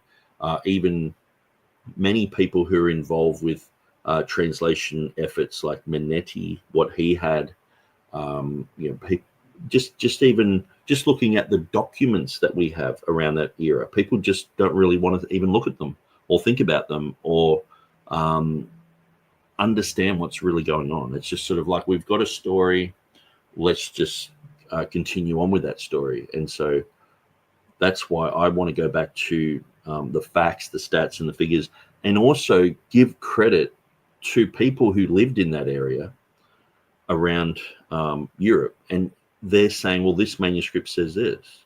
Like if Erasmus just turned around and just lied about one of the manuscripts that he was looking at, the whole world would be on his back. So obviously, like just saying that he just made a mistake or he lied, or, it's like with 1 John 5:7. Oh, Beza just tricked himself, and just these stories are just made up. And that becomes the official. It's like, oh, what did the magisterium say in Munster? Oh, well, they said this. Okay, so that's the official. Let's just run with that. And a lot of stuff said about the comma. People are like, well, where's this manuscript today? Because we don't have it today with us, it didn't exist. And so that's like a default.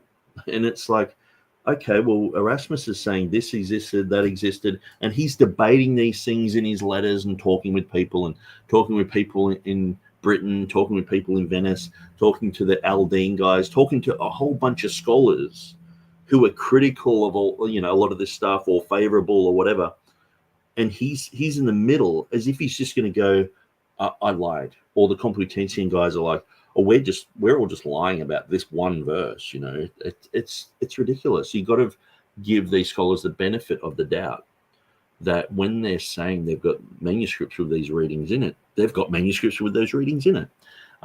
People go through the annotations of Erasmus and just say, well, Codex Montfortianus, it doesn't match up with what Erasmus was talking about, but we're pretty sure that was the one that was made hot off the press by Roy or Froy.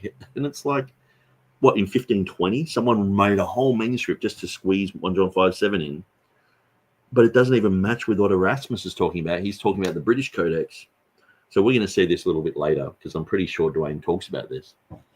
But it just shows you that they just don't want to see it. And like, even if I became a non-Christian tomorrow, okay, if someone walked up, put a gun to my head and said, did Erasmus use Codex Montfortianus? Did he mention that in his annotations? I would go, no, he didn't.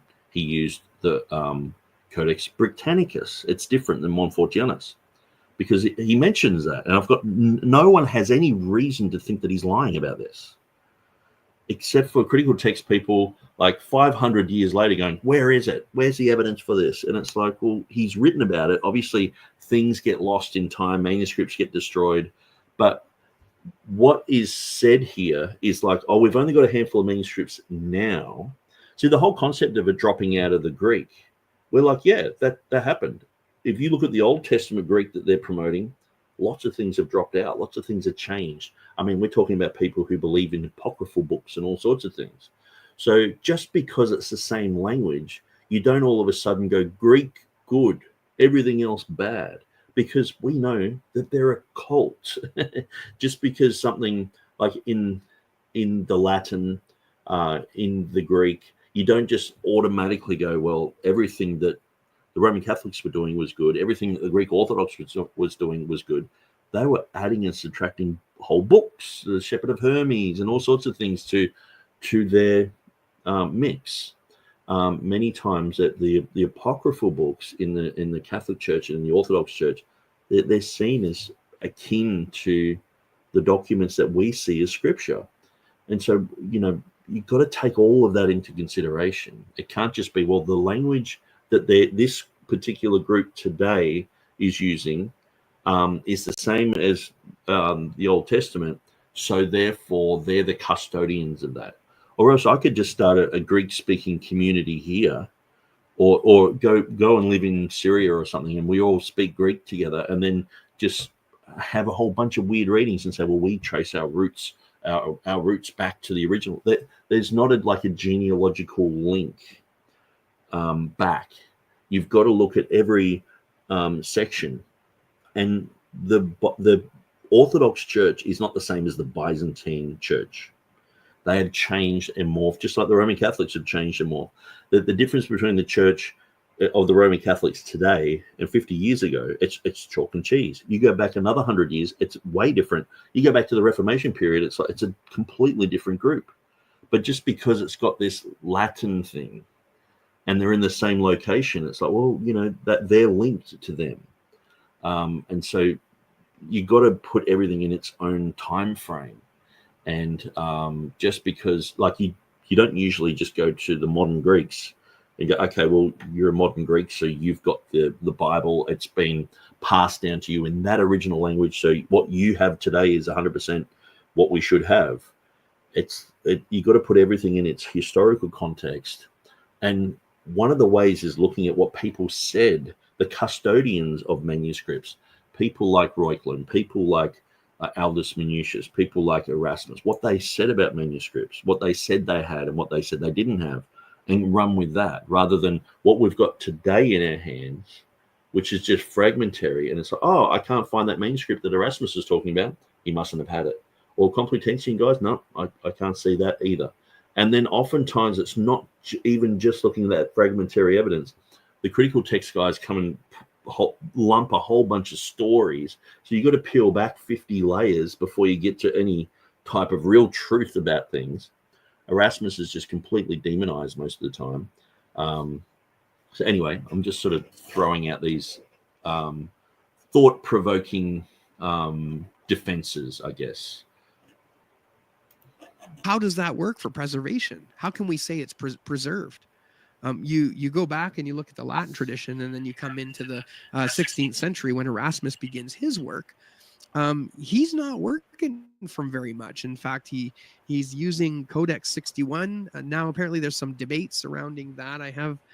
I'll just share this. Nick was sharing this with me. I popped onto one of his live streams. We were talking about this. Let me see if I got it here. And there's some questions as to whether GA 61 was the actual manuscript that Erasmus had. And so a phrase from the book, this is from the Ghost of Arius. It looks like an interesting, it's like 450 pages long, so I'm going to read it at some point. But in there he says, also Erasmus, however, lest I should keep anything hidden, there has been found in England one single Greek manuscript in which occurs what is lacking in the commonly accepted texts. Okay, so this one singular Greek manuscript, which Erasmus is referring to. It is written as follows: Hoti tris isin hi martiruntis ento urano, patir, logos, ke panema, ke huti hi trisin and isin. So the contention here is that this phrase doesn't exactly match Codex Montfortiensis, which is Codex 61, which is often the manuscript cited as being the one that Erasmus was pointing to. And one of the things that we point to, when I say we, Nick has pointed out, is that pneuma does not stand alone in Codex 61. So the description of this reading is not the same as the description of Montfortianus. So it goes on to say, although I am not sure if it is by accident the phrase "and these three are one," which is found in our Greek manuscripts, is not repeated at this point in verse 8, I therefore restored from the British Codex what was said to be lacking in our editions, lest anyone should have any handle to blame me unjustly. Now, I didn't have time to look into this specifically, but it seems to be, okay, this seems to be an actual legitimate set of evidence to support the idea that perhaps Codex 61 wasn't the manuscript that he was referring to. Now, this is still also problematic, though. That's just a side note, because what we have here, again, going on this idea of preservation in the original languages, the preservation in Koine Greek, is if this was the manuscript which, excuse me, if this was the manuscript which with Erasmus was using, you'll notice that it doesn't have the articles there. Patir, logos, ke pneuma. Sorry. Okay, so before Dwayne gets onto that issue, basically the issue that I was pointing out was if you get Codex Montfortianus. So Codex Montfortianus today, people on the critical text side, and a lot of people just parrot this. They say, well, that's the British Codex. And so yeah, here, if you read what's on the screen, it says the British Codex. Also, Erasmus says, however, lest I should keep anything hidden, there has been found in England one single Greek manuscript which occurs what is lacking in the commonly accepted texts. It is written as follows, and it's got all this in Greek. Now, it doesn't match up with Codex Montfortianus. And so that's the thing. People just go, well, he made a mistake, or he was quoting something else. People just put words into Erasmus's mouth. This is why I don't trust these scholars who talk about Erasmus. Anytime someone says Erasmus, I usually, my radar just goes off, and I'm like, they're just about to just, say a bunch of rubbish. That's what I hear in my mind. It's like, fallacy alert, and when they start talking about him rushing to print and promising to put the comma in and all this sort of stuff, my alarm is just going off. Because we have what Erasmus said, and a lot of people don't know what Erasmus said. A lot of people are just relying on summaries by James White, who really doesn't know what Erasmus said either. And so you've got to go through and look at the original source documents, look at his annotations, go through them, check them out, check it out in Translate, check it out in Rummel's work, check it out in Grantley MacDonald's work as well. Even though he's anti-comma, his translation is pretty good. He is a Latin scholar. And so the thing is, if Codex Britannicus is not Codex Montfortianus, and I'm pointing that out just by what Erasmus said, like if I was to put everyone who's got an opinion on the Coming Johanneum, and I'm not just talking about, they're just a church person and they've just heard something parroted. I mean, someone maybe to the level of, of Dwayne Green or James White or Dan Wallace, or if I got everyone in a room and I said to them, put your hand up if you think that Codex Montfortianus is the British Codex. Like everyone would put their hand up except for me. I don't know anyone on the planet who thinks this, but it's right in front of us. And this is one thing that I pointed out to Dwayne when I did a live stream. I'm like, this is not the same manuscript that they're talking about. Now, there has been like some rumor of it. Now, I'm not sure if it's like Thomas Holland or whatever, but when I read through this stuff, I wasn't exactly persuaded. But it made me just think, okay, let's have a look at exactly what the British Codex said. So that's what it says. So if we find a manuscript with those exact words in it, then we found the British Codex. If we find something else without those words in it, it doesn't have exactly what's said there. It's obviously not the British Codex. So Codex Montfortianus is a different manuscript that actually backs up more evidence. So we have the British Codex, and Codex Montfortianus is separate. So it's a separate witness. And so here we have, yes, the British Codex. We don't have that in our hands. Maybe that got destroyed in the looting of monasteries in England when Henry VIII said, well, we're basically becoming a Protestant nation. And a lot of monasteries were, people looted them. A lot of these monks were shamed, and some of these places were just turned into Protestant churches. But in the process, there was lots of things lost, and so that could have happened. We don't exactly know, but at least we should start thinking down that road, because the evidence for Codex Montfortianus being the British Codex is not there. It's just something that's been said. People are like, well, we believe it, that settles it. And then now today we're just parroting that as if it's a known fact. Where when you go back to the original source documents, what Erasmus himself said about it, he's quoting this in Greek and it doesn't match up with Codex Montfortianus. So it can't be Codex Montfortianus, can it? Unless Erasmus was just a bozo. Now, the thing is, do we consider Erasmus just like a half illiterate bozo? Well, he was a scribe. He was an Augustinian monk, and he used to copy Latin manuscripts. He grew up doing this. This is how he saw so many errors in Latin copies, because he was copying them, and he would see grammatical issues. He would see homoioteliton, parablepsis, and sometimes he would say, well, they're done by half drunken scribes. So he knew, and he wrote a lot about the monasteries, how they're filled with people who oftentimes are disinterested in God. Many times there's a lot of perversion going on. Many times there's people who are drunkards and things like that. And he's like, well, these are the guys I know because they're copying manuscripts. We're in scriptoriums copying these things. Now, he became a world-leading expert, could be even the world-leading expert of the time in Latin. Now, then he went over to Venice to live with the Greeks. He worked with Aldus Manutius as a proofreader of the Greek classics that Aldus was producing, like, Homer, like the Odyssey and things like that. He was proofreading through these things for 9 months with Aldus Manutius. He lived with him. So Aldus Manutius, if you don't know who he is, legendary printer of Greek works.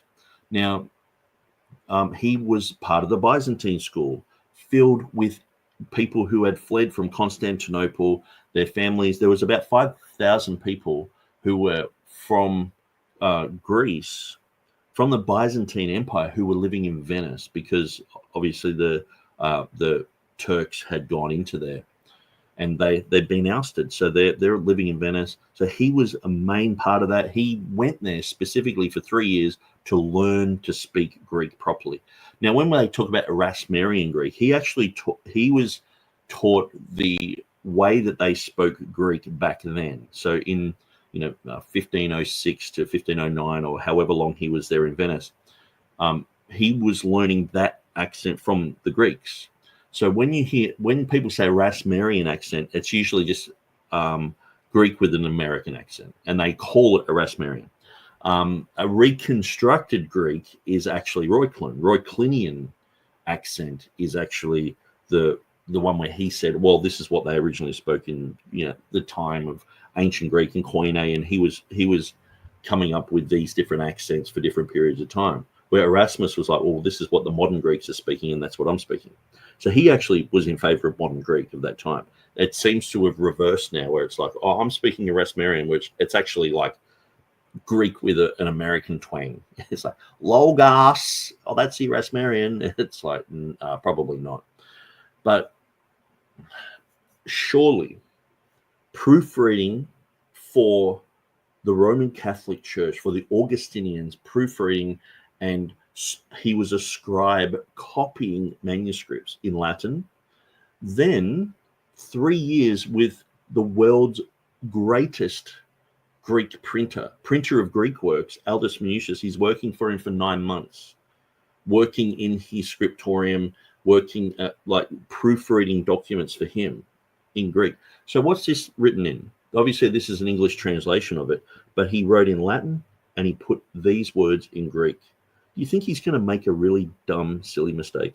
You think of all the people in the world who are going to make a mistake like that and just quote something and go, well, I don't know, I'm just, a Joe Biden moment. See, you usually hear this type of ad hominem argumentation when there's just facts that people can't deal with. And I'm glad that Dwayne is bringing this up and saying, well, Nick Sayers is saying this, because to me it's so glaringly obvious that Erasmus is saying this is exactly what the British Codex is saying. Codex Montfortianus is different to that, so it can't be that manuscript, clearly. So Codex Montfortianus is actually a different witness. But if you look on Wikipedia, let's just quickly do that. I'll just show you how funny this is. So let's go to Codex Montfortianus. This is this is how bizarre it gets. Codex Montfortianus, known as Minuscule 61, and it's got the comma because it's known for the comma.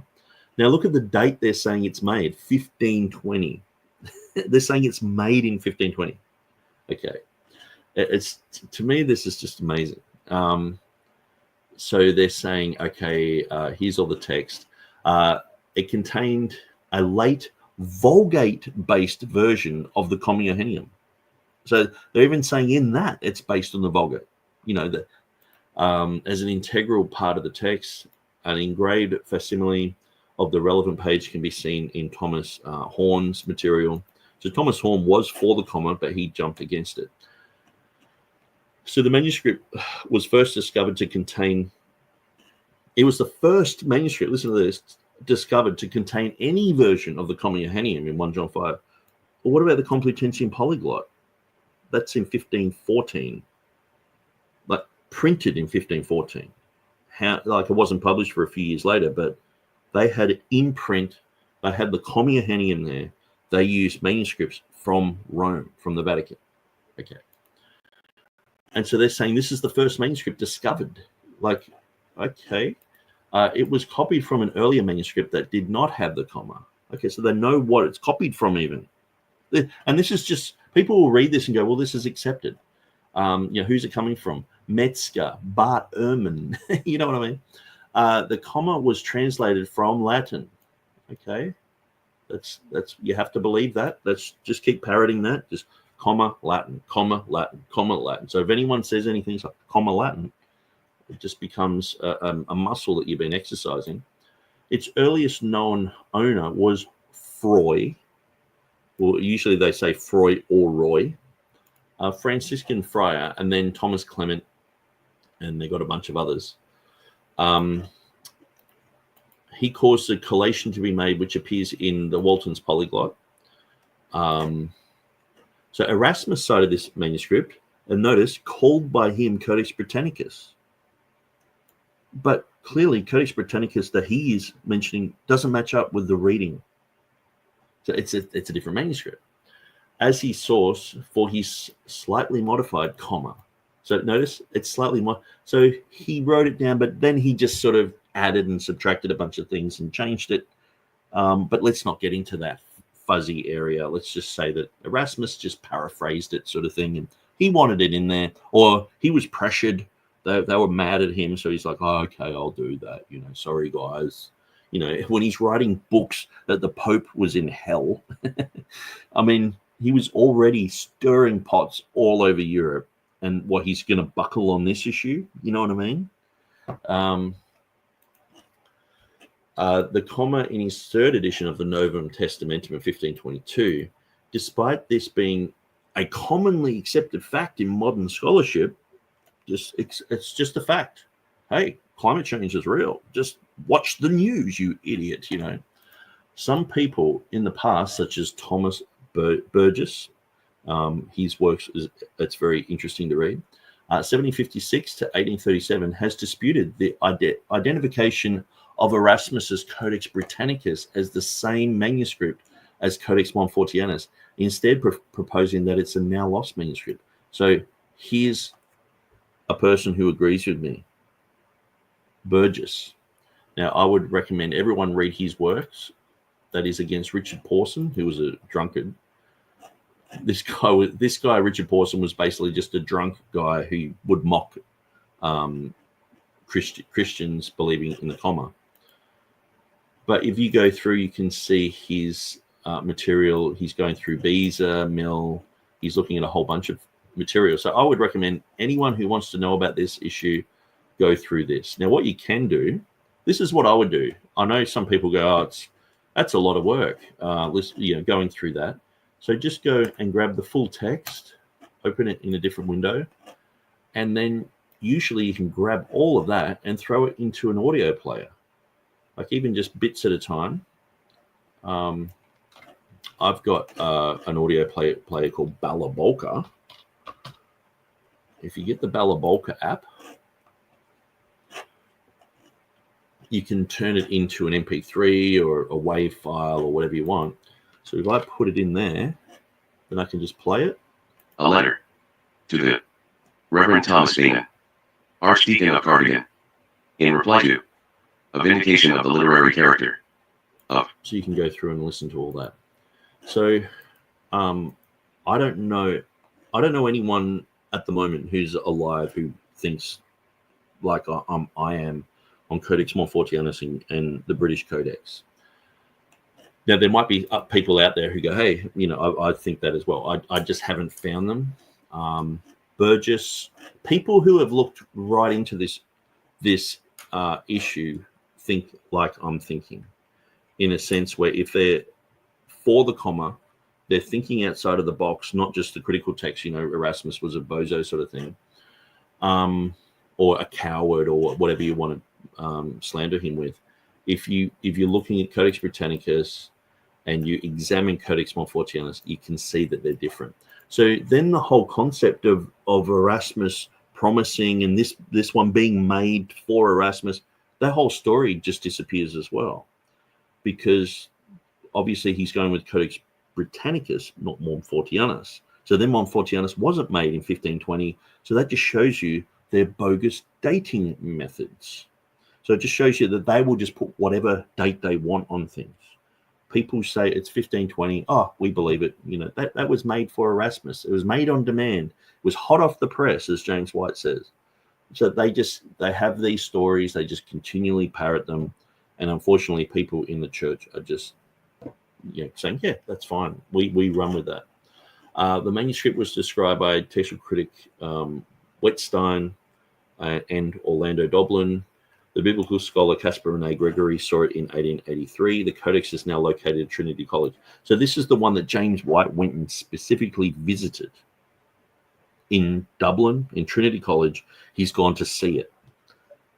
And with this whole story that's the one hot off the press that someone just made so that they could squeeze the comma in there. And if you just look at the source documentation, you go, hang on, that reading in that manuscript does not match what Erasmus said. And Erasmus was good on details. Yes, in his first edition, there were a few print errors, specifically with the numbers and things like that at the top of the page. But that's obviously the printer's issue. When it comes to him, writing these things down specifically from documented sources and they don't match up, it's very clear that Codex Montfortianus and Codex Britannicus are not the same. So I'm glad that Dwayne is bringing that up. Where is it here? Yeah, Pater Logos Ke Pneuma doesn't have the articles. So the manuscript that Erasmus was using didn't contain the articles, which means he had to translate that from Latin. And so when he translated that from Latin, where did he get the articles from? Because Latin doesn't have articles. Now you might say, well, he got them from the Complutensian polyglot. Okay, so what Dwayne's saying is, okay, in this British Codex, it doesn't have the definite article before Pater and before Logos. So where did he get the definite articles from? But not realizing that when he's speaking here, this is talking about the 1522 edition, and Erasmus didn't have the articles there. So if you, like say, for example, if you go to my website, tr.org.au,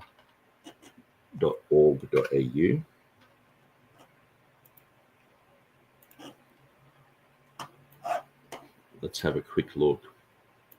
Now, if we go to books here, you can go through and you can check out Erasmus's editions.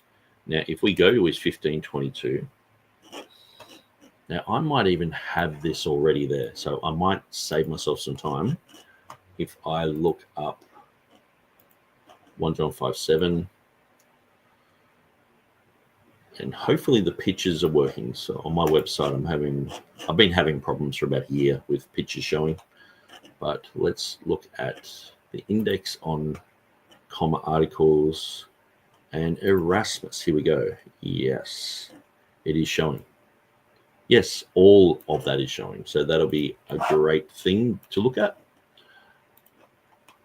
So let's have a look at his 1516, so you can see where it is not. Okay. Hoti, tres, esi, esin, or maturiontes, ho pneuma, and then it goes straight into the water, the blood, and the spirit, and so it omits the comma.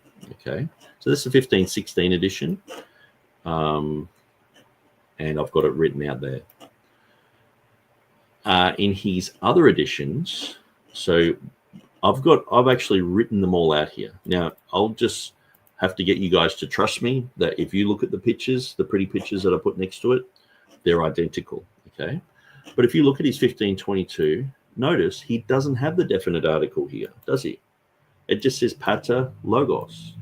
So when Dwayne's saying, well, you know, where did he get the definite articles from? Because he's looking at the Textus Receptus, a latter edition of it, because in his 1527, he has the definite article, 1535, definite article, because he found more information. Okay. So he's faithfully put this in to his 1522. And you can tell that, you know, he hasn't put the definite articles in there because the evidence that he had didn't have the definite articles. But then by 1527, he's had 5 years of correspondence with many people and looking at other things. And now he's like, okay, it's got the definite article there. And that is what was kept in there. So when Dwayne is saying it's a conjectural emendation, now, if you're, again, there's several layers to this, because if you're only looking at what we have today in our hands, so, oh, that's all we've got today. That's all that sort of ever existed, sort of thing. Instead of going back and going, okay, what exactly did Erasmus say about these things? What exactly did Stonicus say about these things? What exactly was Stephanus saying about these things? You know, even the other Complutensian guys, what was Beza saying about this? What did John Mills say about this? What throughout time, what's been said about these things? And then we can look at these things openly and honestly, and without accusing people of making a conjectural emendation in the text. If you know all about these issues, then you can go, okay, there's a conjectural emendation there. If we don't know all these issues, and we're just sort of passing by and sort of making a few comments, it's very accusatory to accuse Erasmus of just flippantly going, okay, I'm just going to put it in. I don't care if there's any evidence for it, because clearly he didn't put them in his first two editions. So the usual story is, well, Erasmus in the Book of Revelation, he just back translated from Latin. You know, he didn't really care. You know, he just did 6 entire verses from Latin. And so this is a story made up by Franz Delitzsch and Tregegels. But when you look at it, how do people know that that is the actual manuscript that Erasmus used? They don't. And so Erasmus, in his annotations, clearly said that there was one line with a few words, and it was homo iteleuton. So he wrote it in from the Latin, and he said to the guys from the Aldine Press, can you fix it from your manuscripts? Which they did, because if you look at that issue, I'll just quickly go there. Actually, I'll go through my site. Maybe I'll just open that up.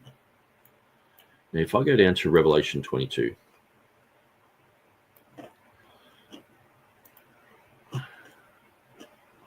and we go down to verse 19, down the bottom of that page is Revelation 22. Yeah, the last 6 verses of Revelation. So what we can see here is Erasmus. He said, however, at the end of the book, I found some words in our versions which were lacking in the Greek copies, but we added them from the Latin. So people go, it's 6 entire verses that he added. And that theory was made up in 1850 or something like that, 1860, I think it was. But clearly, he says, well,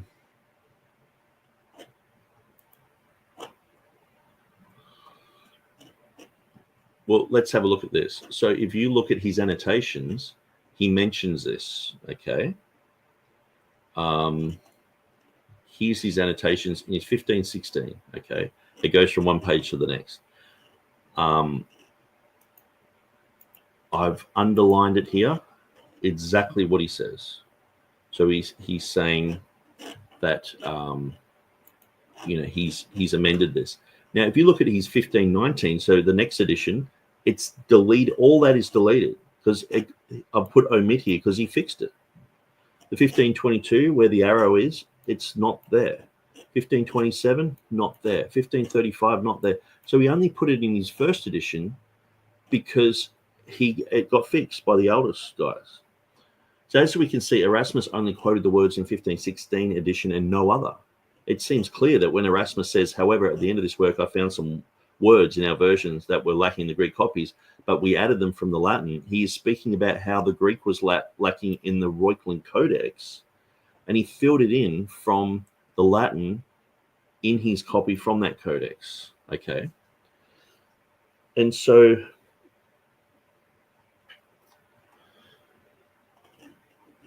he clearly says, but I have very good justification. I did not have a manuscript in the first edition.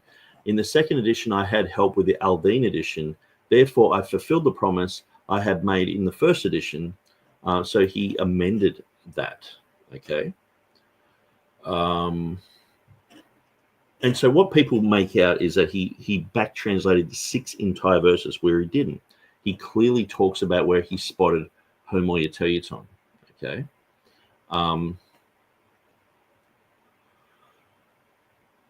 Because the book of Revelation never particularly suited the Greeks, it is rarely found among them. And so since we were desirous in our edition, that our edition should be remiss with no respect, with considerable effort, we extorted out of that illustrious man, John Capino, a very ancient codex, which contained a commentary to the work. From that, we could ensure that the words that belonged together were correctly transcribed. But at the end, the following words were missing by scribal error. Okay, so look at what he says was missing. Erasmus says that this was missing, not 6 entire verses. So watch out for liars in the text critical community who say that it's 6 verses. They are lying to you, or they're just parroting what is a lie. He says, and if anyone should take away from the words of the prophecy of this book, God shall take away his part out of the book of life and from the holy city and from those things that are written in this book. Okay, so he's saying it was verse 19 that he spotted the homoioteuton. He says, but our impression was that a scribe had made a mistake in that instance, since the word, listen to what he's saying was homoioteuton in this book. Okay, so here we have the words of the prophecy of this book, and then it has things that are written in this book. So he's saying it's probably your words in between here that are amended or changed or whatever. It occurs twice. His eyes passed involuntarily over that latter occurrence. So he's talking about parablepsis, talking specifically probably about homoioteuton, or it might be homoarcton, similar beginnings, but it's probably homoioteuton, similar endings, thus omitting the phrases in between. And indeed, book writers make no mistake more frequently than that. So it's a common thing And so he said, therefore, there was no doubt. So I just did that then. I said therefore because it's under there. That's what homoiouton is. You got a similar there and then you skip a whole line. You know. There was no doubt these words had been omitted by error and that their number was small, not 136 words, not 6 verses. It's a lie. Don't believe them. Therefore, to avoid a gap in the text, we made good the Greek from our Latin copies. But since we did not want to escape the notice of the reader, we made mention of what we had done in the annotations. So they specifically said that they had done this so that if our words differed in any way from those which the author of his work originally set down here, the reader, once having procured a copy, would be able to restore the original.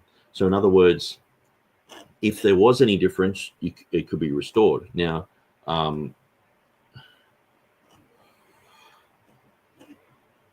and so if we look down the bottom of the page, I've got the edition of 1516 and 1519 there.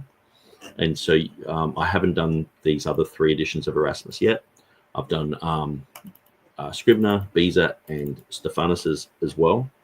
So if we look at, now I've done the whole 6 verses that they claim, even though I don't think I have to, because Erasmus clearly said it was verse 19, didn't he? But people don't believe what he's saying. People just go, he's lying. And as if he can borrow a manuscript from Reuchlin and have that many verses missing, 6 entire verses, and Reuchlin not say something. He could just dismiss Erasmus and say, this guy's a liar. Anyone could do that. Anyone could look at this manuscript, and anyone working with Erasmus, he had a team of scholars working with him that say Erasmus is lying here. Imagine that leaked out, and then, you know, his whole credibility would be destroyed. But no, they do it like, 300 years later. Oh, Erasmus did this and did that, and people go, oh yeah, that's a great story. But like Donald Trump says, it's fake news. So here we have the concept of Vivliu, and here it is mentioned. So he's saying it's between there and there words. Okay. Now, okay, then we have another Vivliu later on in verse 19. Vivlio in the dative there, which is book. So was it between there or was it between here? But it definitely was not the 6. And when you look at these words, I mean, they are matching up except for this one here, ektes is not there, okay? And the taste here. So you're looking at 2 definite articles. You're looking at a preposition, I think it is, but the rest of it's identical. A little bit of a different way of saying that to Beza, but it looks like that changes in Scrivener anyway. So I would probably say that usually Scrivener's wrong. So I usually default to Beza because he's just a much better scholar. But as you go through this, you're like, well, yeah, what's really changed? It's microscopic. So they go, okay, Erasmus, he changed 6 entire verses. And I'm like, no, he didn't. It was a few words in one verse. Okay.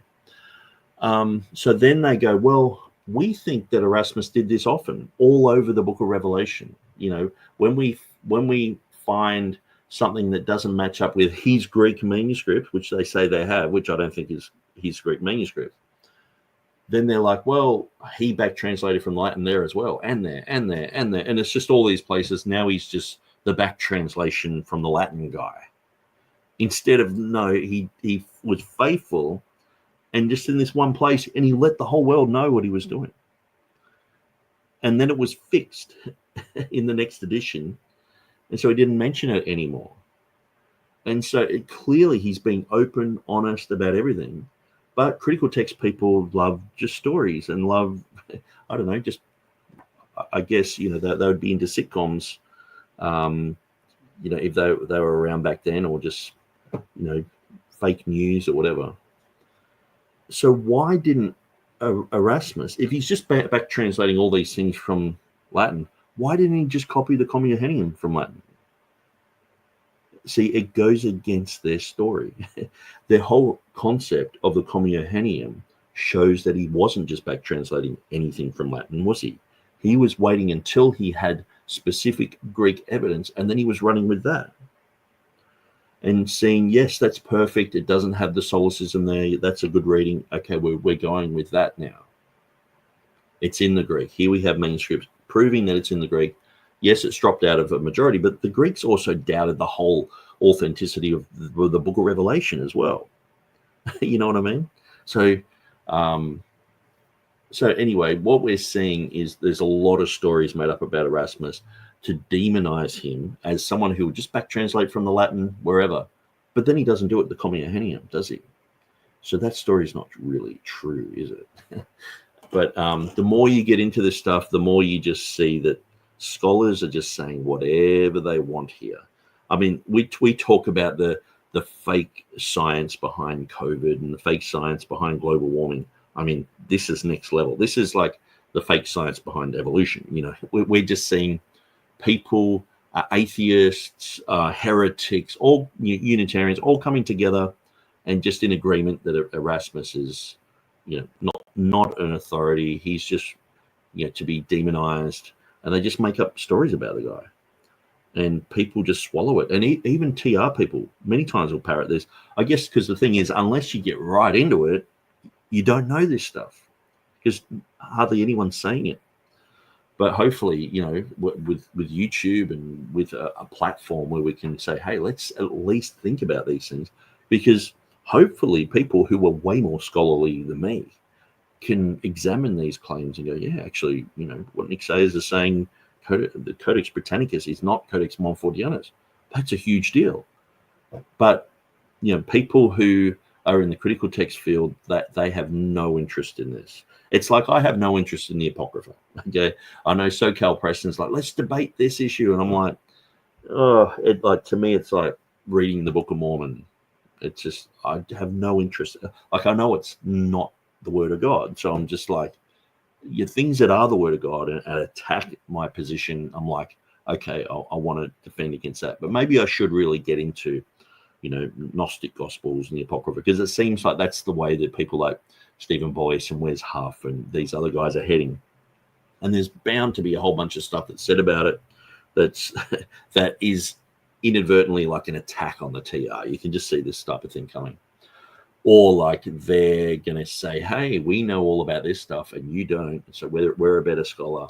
And then that, you know, sort of proves you know, wrong, or you're illiterate on these topics of canon and, you know, apocryphal works or Gnostic works or whatever. But anyway, I think you get the drift. Let's continue. And then you ask, well, where did the Complutensian polyglot get his references from? Excuse me. Let's see here. Yeah, that's something different here. I think I might have erased it. But yeah, where did the Complutensian get his work from? Now, Erasmus had apparently been suspicious that the Complutensian polyglot from 1 John 5:7 didn't actually come from a manuscript. In fact, he had chided with him time and time again, saying, hey, where's the manuscript that you got 1 John 5:7 from? And they went back and forth with the producers of the Complutensian polyglot. So that I would have to reread his interaction with Stunica, because Stunica was very adamant that it should be in there, and they had evidence for it. But the thing is, he got manuscripts from the libraries of Spain, but also from the libraries of Rome. And so when was that said with Stunica? Exactly what was said, that's like a whole different topic that I would have to look into. But in doing the Byzantine school lesson, we looked at the sack of Rome, 1527. Rome was sacked. The Spanish and the Lutherans went through and just pretty much burnt the place to the ground, killed thousands of people. Many of the manuscripts were destroyed. And so people who had access to manuscripts before that, Rome was a hub for the Renaissance. After 1527, it stopped being a hub for the Renaissance because a lot of the works were stolen, were destroyed. I'm not saying the vast majority of it was, but a percentage of it was. And so we are looking at Erasmus, the Complutensian polyglot guys, anyone before 1527 who had access to the libraries of Rome had access to things that are no longer in existence, or they could be in existence, but they're found elsewhere. And so this needs to be taken into consideration as well. I think it's a huge issue. But let's continue.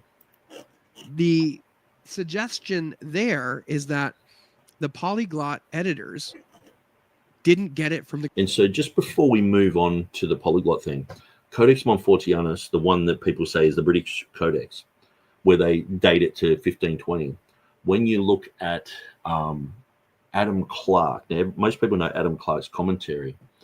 Adam Clarke wrote quite a bit about this manuscript, and he said it was probably done in about 1400. And he said that he personally looked at it. So that's interesting. So what I'm pointing at is from the beginning, the original concept that these manuscripts are the same manuscript. You can tell by the annotations of Erasmus that's not true, but also we have to look at the ramifications of that. Like what was Adam Clarke looking at? Probably Montfortianus. Who was the first one to say Montfortianus and the British Codex are the same thing? We've got to look at that. And so that's all the homework that I haven't done. I've just pointed out that from the beginning, this is a lie. How far that lie spreads, how deep that rabbit hole goes. You know, who did someone mistakenly say that they were the same thing, or is it a deliberate thing? Does it come from people like Pawson, or does it come from because what's interesting is the Roman Catholic Clementine Vulgate has the comma in it. The Catholics were defending the comma. They thought it was scripture too. And so it's only really after that, after the Clementine Vulgate, after the King James and the Elzevir's editions and things like that, that people started, commenting on these things and saying, well, we don't think the comma should be in there. And then you get Isaac Newton and other people weighing in on this, and Gibbon with his History of Rome. But so I just sort of mentioned that as a bit of a tidy up for because what really needs to happen is someone needs to look at Codex Montfortianus and look at all the history of just that one, and then go, okay, what is the British Codex? Where was it? And look at all that information as well.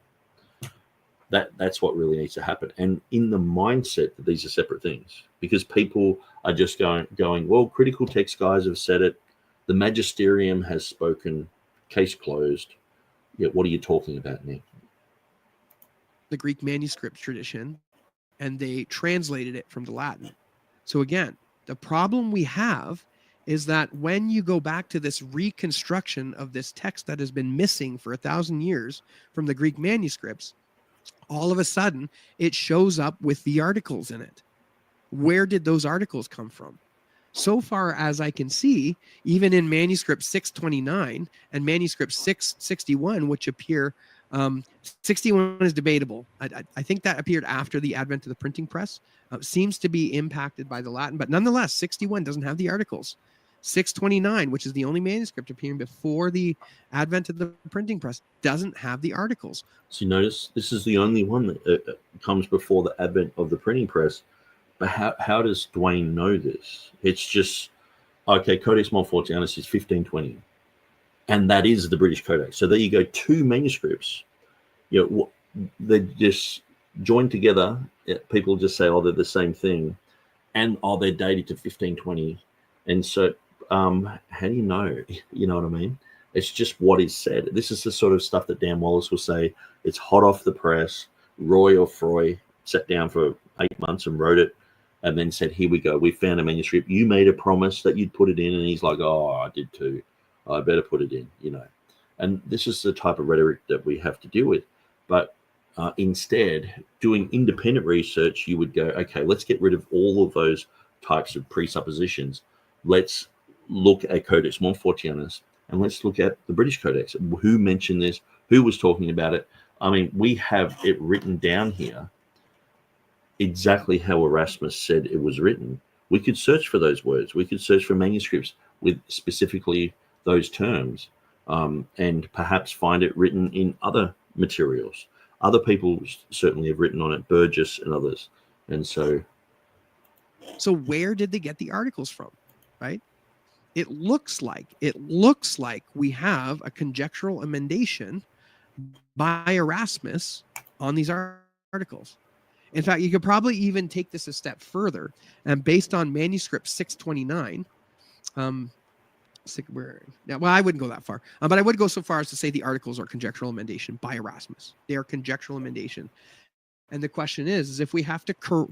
So notice Dwayne saying these are conjectural emendation because today we don't have certain manuscripts, but he's actually saying that, or thinking that this has to do with the 1522. When the 1522 edition, he doesn't have the articles. So really, like, I can understand Dwayne saying this like off the top of his head, but if he went back through this and he'll watch this, I certainly would watch anything critical of what I've said, and he does. I would just go, oh, okay, yeah, he didn't do that in his first two editions. I think we might have even dealt with this in the last video. I can't remember. It was like a week ago, and all the Wes Huff stuff's still in my brain. So, okay, let's just continue. Conjecturally amend a piece of the scripture to reconstruct it. What does that say about preservation? It doesn't work. It doesn't work in my opinion. So that's my rant. That's my rant. But we're not done here yet. Let's pop over to the comments really quickly, and then we'll go on. We'll take a look at George. Who is it? Gregory of Nazianzus, and then I think we'll finish up for today. So let me pop that over here. Hey, where'd you go? I hate how this does that. I hate Windows 11. Okay. Now I seen. So Avery F says probably he's quoting Peter Gurry, probably Elijah Hixson, or pretty much anyone from the academy will say what he's just said. But specifically with the like even James White, he probably says that about the definite articles.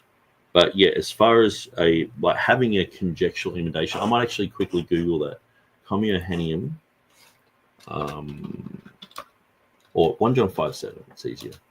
1 John 5:7 and conjectural emendation.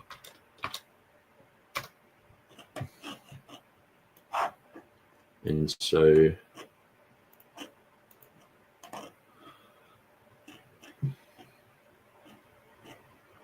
okay, so it looks like Jan Kranz might have mentioned something like this.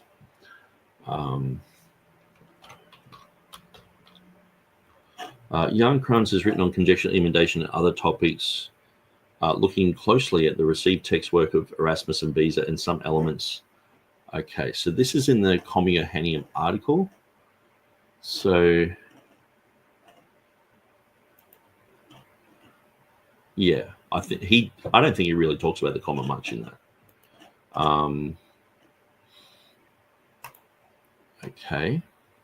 Usually conjectural emendation is Revelation 16:5, but here we have there is a false assertion floating around the internet to the effect that Augustine quotes and alludes to the Johannine comma, blah, blah, blah.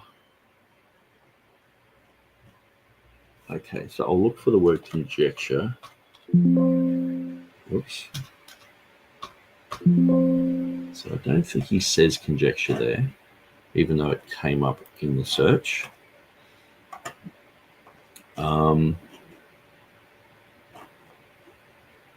Okay, that's my website. That's just a link to the articles.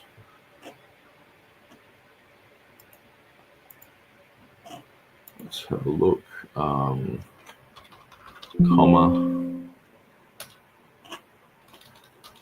Maybe 5:7. Cambridge Paragraph Bible. He has it in italics. No. So anyway, I can't find exactly, like just off the top of my head, where this comes from, where they're saying those definite articles are a conjecture.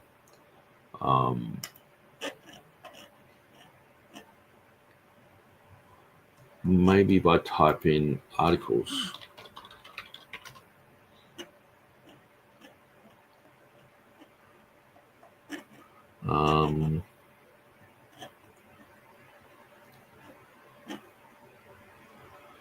Yeah.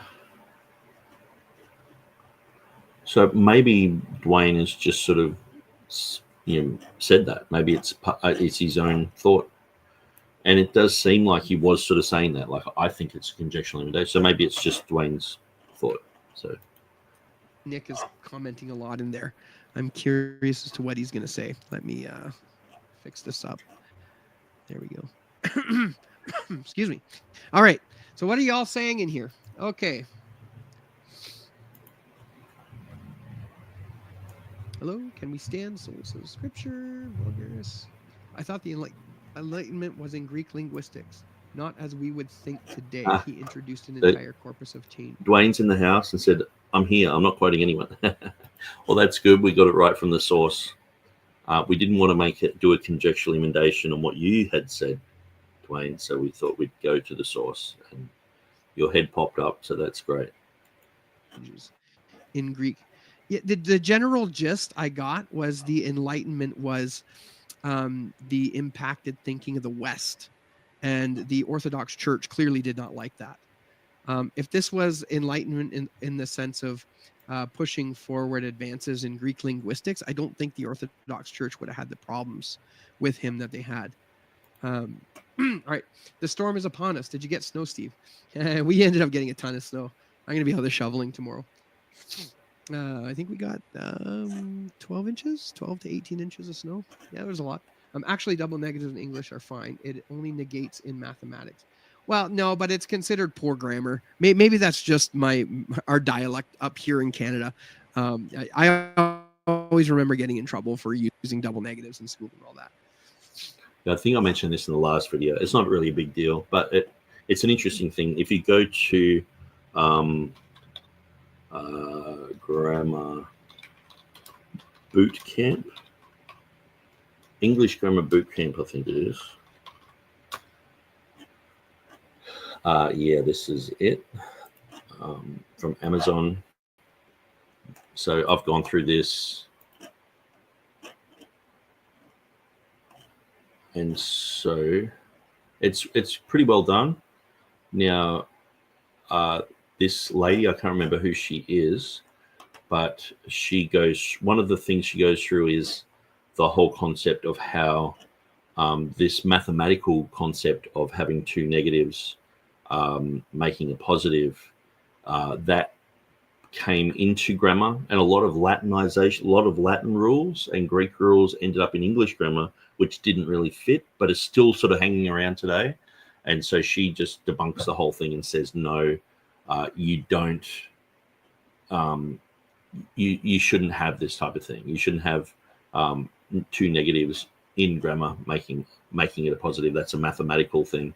It's not a grammatical thing. And so, yeah, very interesting. So that's where I get it from. And I tend to think that these guys are pretty authoritative. I think she worked for some American dictionary group for years. So she sort of knows her stuff. Anne Curzan is her name. So that's her there. Maybe I can type in double negative. Double negative.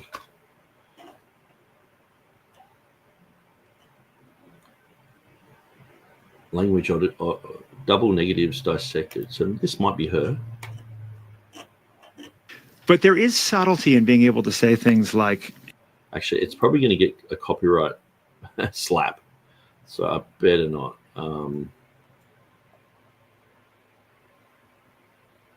Yeah, anyway, I'll let you guys look for that, because I just get worried that I'm going to get copyright slapped after I did that Burgon thing.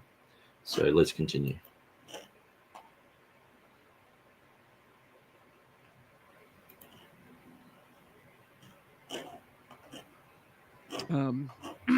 It's raining now, but will turn to ice overnight. Shakespeare used a triple negative once. I'm sure he did. Shakespeare, Kate, if there was ever going to be solecisms in anything English, Shakespeare's probably it.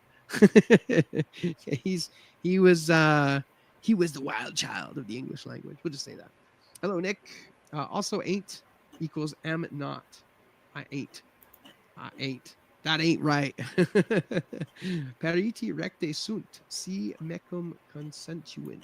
Yeah, I don't know what that is. I am not even going to put that in Google Translate either. That's it. I don't got, which is even worse. Yeah, that's right. All right. Yeah. Or on accident. That's another kind of common one where people will say I did that on accident versus by accident. I don't know if we consider that a solecism, but it's just, you can do strange grammatical things. It sounds strange to our ears. The reason they think there's a solecism, Reverend 1-4, is because they don't recognize the name of Jehovah in the Torah. Yeah, I was, again, for the sake of intellectual honesty, right? I wasn't sold on the examples that I found. Again, like I said, I could go through and find them, but then the problem is you've got to know so much of the literature in the original language outside the Bible, outside the church fathers, outside the philosophical writers. Like it would take so much to prove something is a solecism, which is partly why I don't think what you have in 1 John 5:8 with 1 John 5:7 is a solecism. I think explaining it as constructio ad sensum is probably the cleanest way of dealing with that, and I think that works. We see that all the time. Constructive. There was another example I found in John where it referred to the Holy Spirit as he, and I know there was some question about it referring to the Parakletos, which is masculine, but then you're using Parakletos as an individual to refer back to neuter spirit. So I think it works out anyway. I was disappointed in some of the examples of solecisms that I found. And then as I started looking into what solecisms are, I don't think there's going to be a single solecism that isn't disputed. They're all going to be disputed to some degree or another. So I think that to say something is a solecism is to basically build the foundation on sand. I don't think it's necessarily a good thing to go looking for solecism. I don't think it works either way. All right, looking forward to this, Pastor. I'll come back later to watch from the beginning. Great, thanks, Richie. Bible studies. Just got here. So, does the grammar require it or not? I don't think it's required. In the multitude of words, sin is not lacking, but he who restrains his lips is wise. Yeah,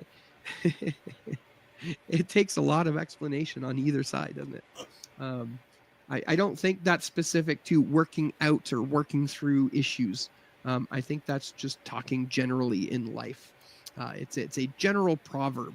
If you're the kind of person that talks a lot, okay, and you have no reason to be talking a lot, you're going to get yourself into trouble. But this is like a video series and a podcast where I talk, and I'm a pastor, and so that's my vocation, is to speak on things such as this. So, yeah, I don't think you're using that in the right context. Imagine telling that to a pastor while he's preaching, or a teacher while he's teaching. Hey, the multitude of words, So sit down and shut up, pastor. Sit down and shut up, teacher. Yeah, I don't think that's the right context. All right, revolution.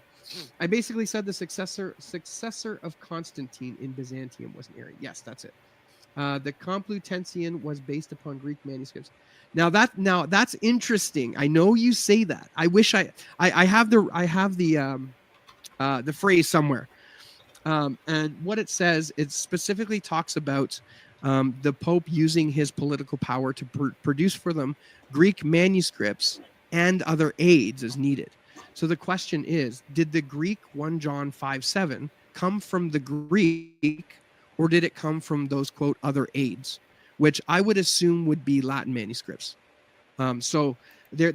Well, they worked on the Latin, they worked on the Greek, they worked on the Greek Septuagint, they worked on the Hebrew, and also the Latin Old Testament, and so that would have been part of the whole package. So Rome, being probably the main headquarters for the Renaissance, had tons of these type of manuscripts, so that would have been part of it too. So I wouldn't suggest that it's just New Testament, Greek, and Latin, and that's where they get the comma from. It's Greek, Latin, Hebrew, and Old Testament Septuagint material as well. And so, so that's what I would suggest is there? There's some question there. It's not black and white. It's not black and white like you're stating there. So they received more than just Greek manuscripts for the Complutensian polyglot. If I find that, I'll have to take a look at that. I'll send it to you, and we can talk about it later. So being translated from the Latin is a complete myth. No, yeah. Again, it was more than just Greek manuscripts that were given to them. So I don't think that's a myth. Most in the Reformation period acknowledged that the CP was based upon Greek manuscripts, for the most part. I think generally that's true, but what do you do with readings if you don't have those readings in the Greek manuscripts? And you're just assuming that every reading in the Complutensian comes from the Greek manuscript, and there'd be no way to verify. So I think this type of thinking that, well, it comes from the Latin, like Erasmus, like I can just quote, if I go back to the page that I had up before, which is the last 6 verses. Okay, so we can see he was accused of back translating Latin in his day, and I'll show you what he says. Find crime. Okay, so it has here translated as, so this is Erasmus. Not content with that, Lee, accused me of an impious crime, that at the end of the book of Revelation, I added a small number of words in a Greek codex from our Latin copies. So he's clearly saying, like, he's been accused when he clearly said, how he did this and how it was part of verse 19, not 6 whole verses. So he says here, this is what Erasmus says. There was no doubt that the words had been omitted, and there are only a few, not 136. To avoid leaving a lacuna in my text, I supplied the Greek out of our Latin version. I did not want to conceal this from the reader, however. He could have just done it and not told anyone. So this is the only place he said he did this, not anywhere else. So it wasn't the common standard for people to say, well, this is from the Greek, and it not being from the Greek. It wasn't common standard for the Complutensian guys to do that either. However, and admitted in the annotations what I'd done, my thought was that the reader, if he had access to a manuscript, could correct anything in our words that differed from those that the author of this work. So, in other words, the guys from the Aldine Press, who he knew, Aldous personally, worked with him, lived with him for 9 months, that they could have gone, okay, let's amend this according to the documents that we have, because they had Revelation manuscripts. And he said, and yet I would not have dared to do in the gospel or even the apostolic epistles what I've done here. The language of this book is very simple, and the content has mostly a historic sense, not to mention that the authorship was once uncertain, so the Greeks, they doubted it. Finally, this passage is merely the conclusion of the work. So what he's saying here is that it's quite a simplistic, for someone who's fluent in Greek, fluent in Latin, they can clearly see these things. And he's like, well, it's very simple. It's not a complicated place. It's very clearly going through, and the structure of the sentence, you can see it's destroyed by homoitheton. It's fixed. He's gone, okay, well, when someone has the access to the Aldine reading, they can amend that. And so that's what he says. So, but yeah, he says he was accused of an impious crime for doing this, but he's just clearly being honest. But surely if he did this in Latin here, and this is a place where he's saying, okay, in this one place I did this, he would do this all the way through the book of Revelation and say, well, this is another place, this is another place, and in the comma, this is a place. But surely that would be like the practice of the time. Like the Complutensian polyglot guys, they would have been doing a very similar thing to what Erasmus is doing. And so you can see in their readings, it's not just, their Greek text is not just a back translation of a Latin document. It's based upon the Greek. It differs in places, and so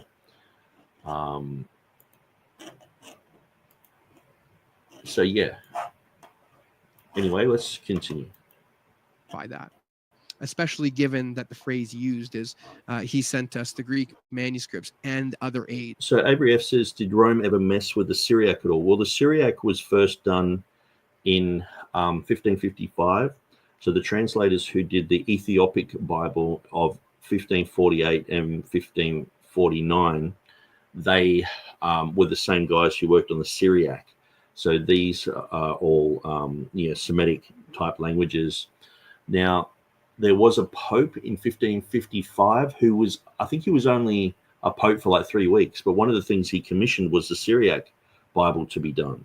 And then he died. And so people were against it, actually, against him doing this work, but he commissioned it. And once he commissioned it, it's a bit too late.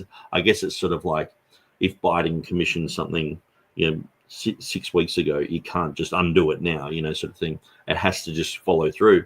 And so they did this, and then so Rome actually did the first Syriac Bible. Then Tremellius, who was friends with Theodore Beza, and him and his, I think it was his son-in-law Junius, who was an expert in Arabic, he did the 1569 Syriac New Testament. So he has his on one side and Theodore Beza's text in Greek on the other. And so then that became the standard, because he was fluent in Hebrew and he was also fluent in Syriac. And so, but yeah, Rome definitely had a lot to do with that. And it was actually a pope who was only in there for like a few weeks and then he died, whether he was poisoned or whatever. But I don't think he was much liked. But yeah, so that's a very interesting little tidbit of history. I write about that in my book on Revelation 16:5. And other aids. What are those other aids, and what were they used for? And I would suggest that they were probably used in instances where they didn't have Greek support. All right. So Shakespeare. Yeah. So if you go to the Syriac, maybe I've got that information on my website. I'll just have a quick look for that. 1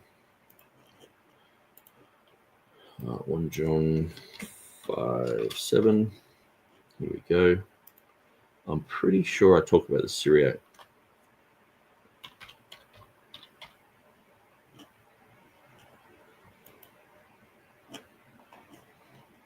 Okay. Now I do have some of these things written in here, but I haven't filled in all the gaps. But we have the 1569 Tremellius New Testament with Beza's Greek and Latin text included. So this is from Errara. So I'll show you this one. Hopefully the bandwidth doesn't fade away. If it does, don't panic. I'll shut a few things down and we'll be fine.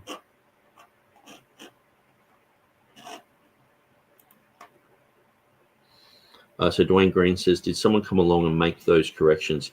Yes. Well, as I was explaining before, so while that's loading, I might talk about this. When you go to this article on my website, Johannine, and Erasmus, I point out that here we have, in the Greek,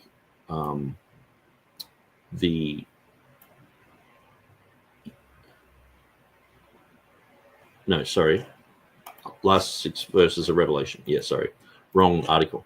So here we have the first quotation by Erasmus. So it's translated as, however, at the end of this book, I found some words in our versions that were lacking in the Greek copies, but we added them from the Latin. So he, in his 1516, he clearly has it there. I've underlined it in red so everyone can go through and check that out with Google Translate or however they want to do it. But it's been translated by, I think, Erica Rummel for that. Now, 1519, I've pointed with arrows where it's missing. 1522, missing. 27 and 35. So it got fixed in the next edition. There's no need to put that information there. So he never puts in any other information that he got anything from a Latin document ever again.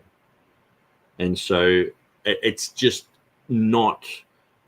basically the whole concept of Erasmus back translating from Latin is just non-existent in Erasmus's work, except for here once, and he specifically highlights it, gets fully critiqued about it, and he's like, look, it's only a few words. It was only in verse 19, but then this has become like a foot in the door for people like Franz Delitzsch, Tregegels, to say, no, there were 6 complete verses that he back translated from the Latin.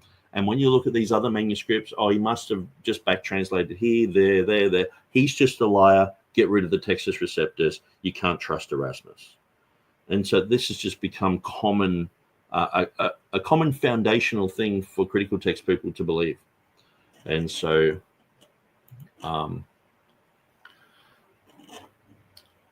yeah, anyway, the gateway timed out. So I don't think I'll be able to go to the Syriac today. So sorry about that, Avery F, but good question. Let's continue.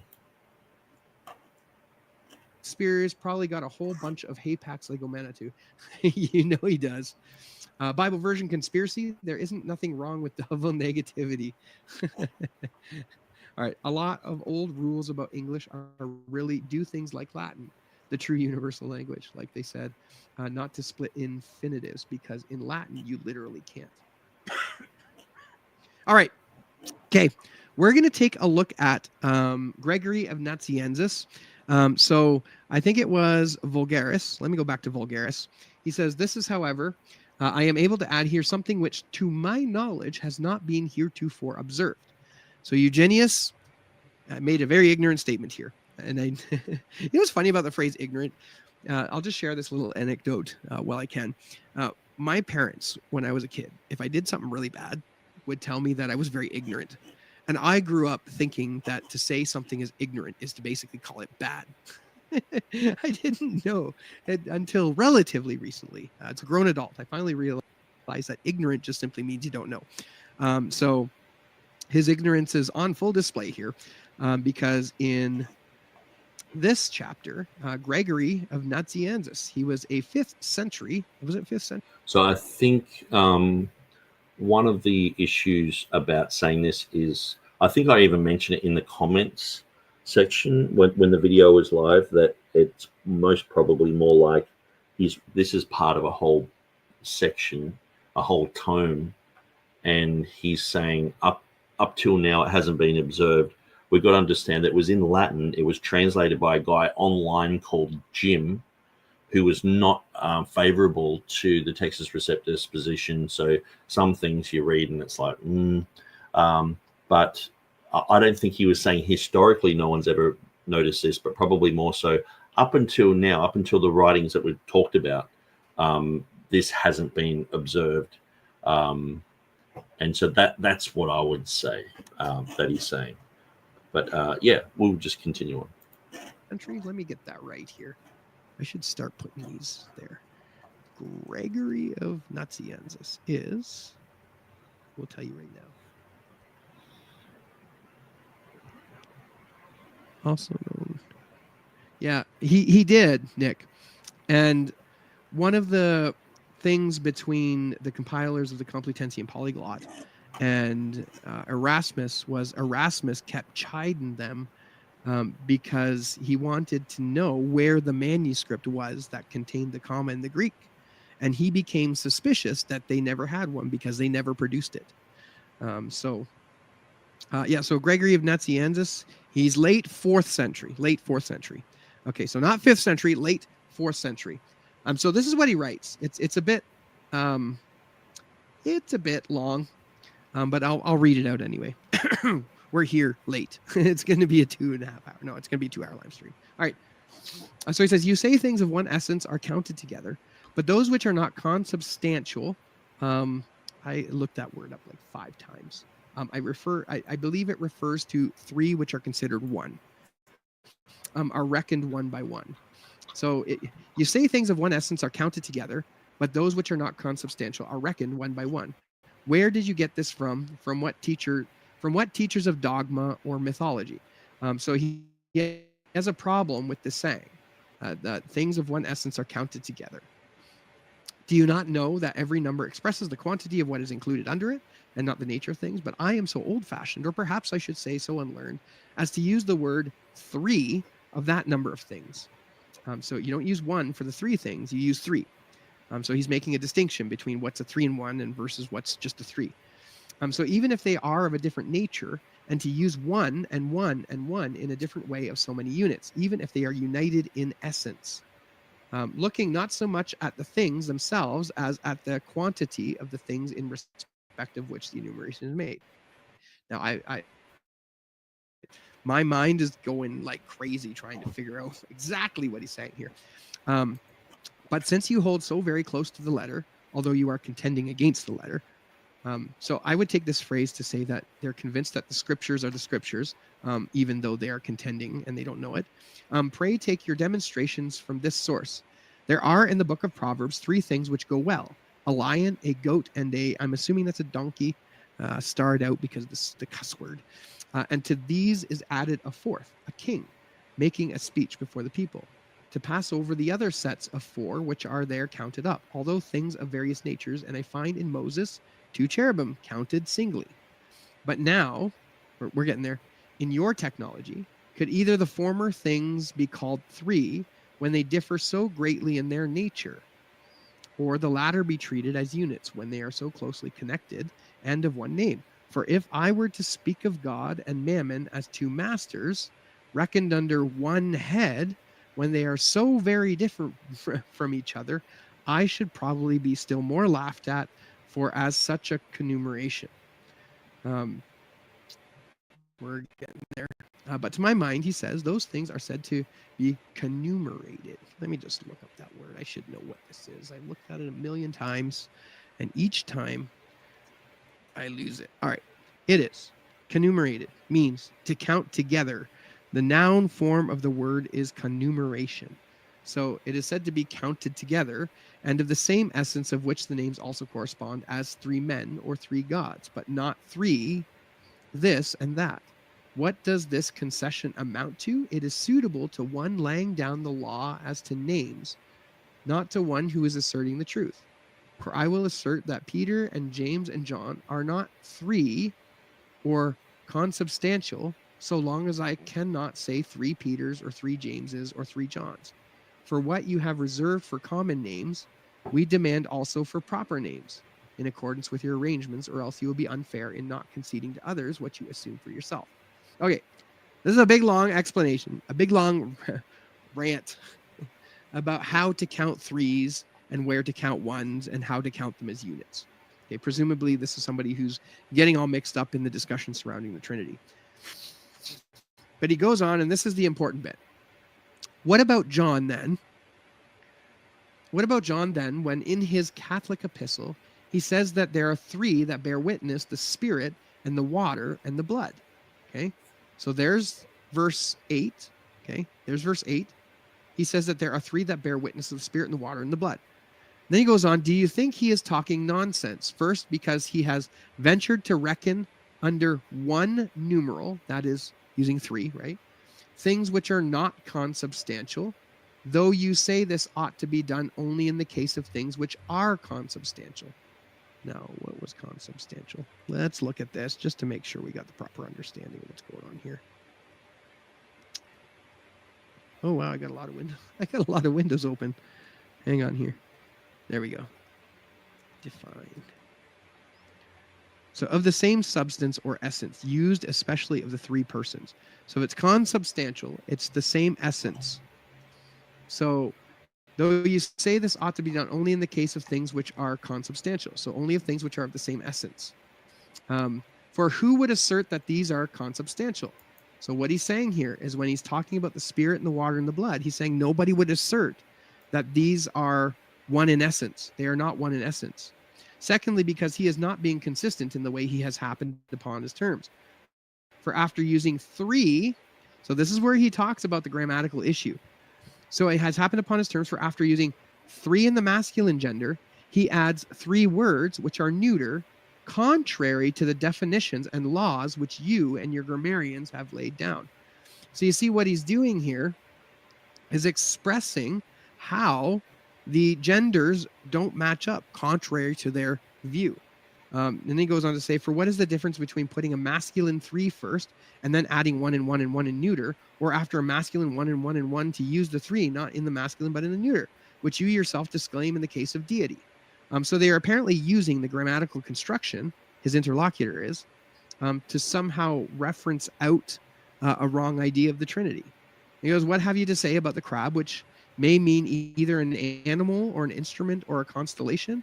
And what about the dog, now terrestrial, now aquatic, now celestial? Do you not see that 3 crabs or dogs are spoken of? Why, of course it is so. Well, then, are they therefore of one substance? None but a fool would say that. So they're not consubstantial. So he's arguing that the water, the blood, and the spirit are not consubstantial. They are not there. This isn't a Trinitarian reference, according to him. They are one in their witness. They are one in their witness. That is what he is saying here. So you see how completely your argument from connumeration has broken down and is refuted by all these instances. For things that are of one substance are not always counted under one numeral. Things not of one substance are thus counted, and the pronunciation of the name, once for all, is used.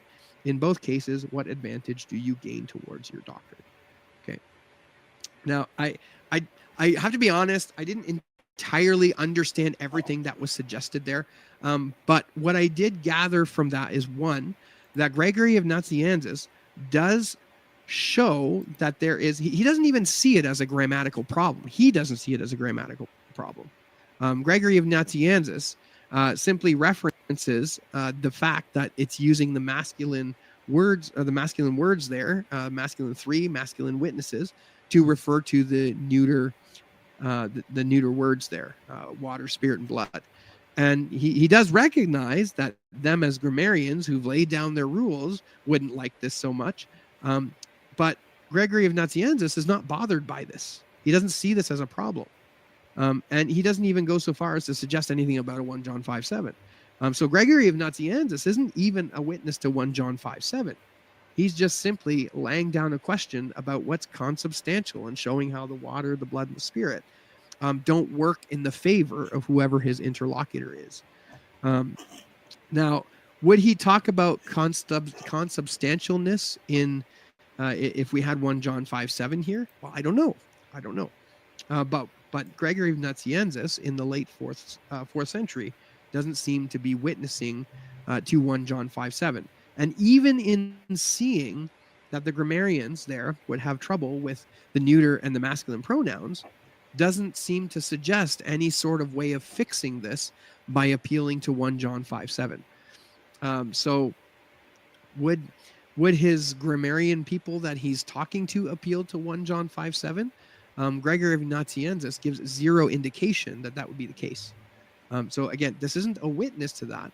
It's a witness to somebody recognizing that there's some sort of gender discordance there. But Gregory of Nazianzus doesn't have an issue with that at all. And in fact, what you get up until you get to Eugenius Vulgaris in the 18th century, there are no Greek speakers that indicate any issues with the grammar in 1 John 5:8.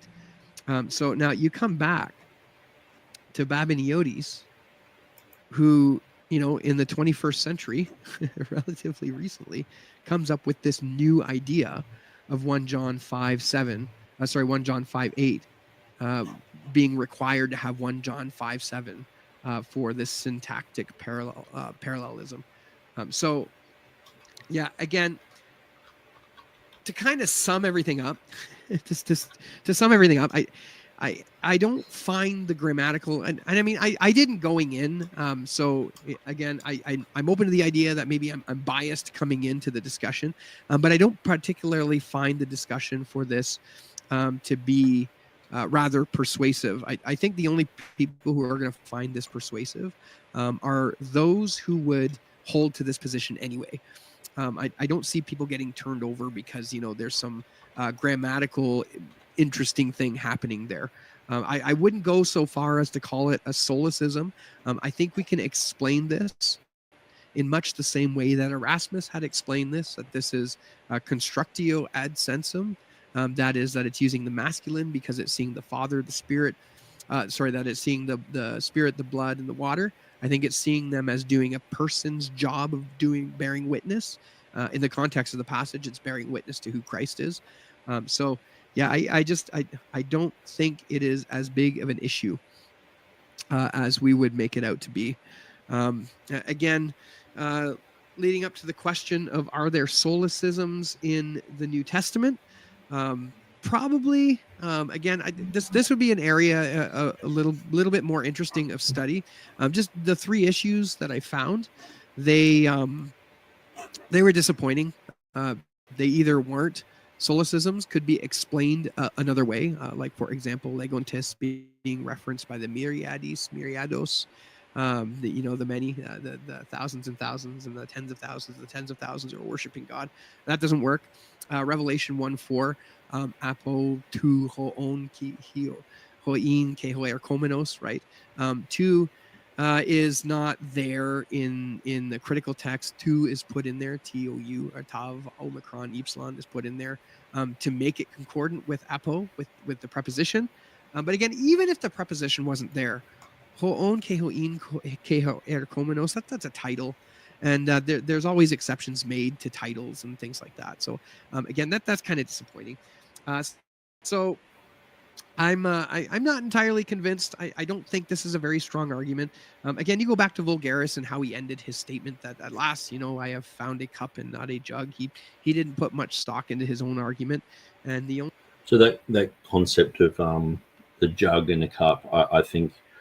As has been mentioned, like this is just from a Latin translation done by a guy called Jim, and so I would take that with a grain of salt and look at Latin idioms.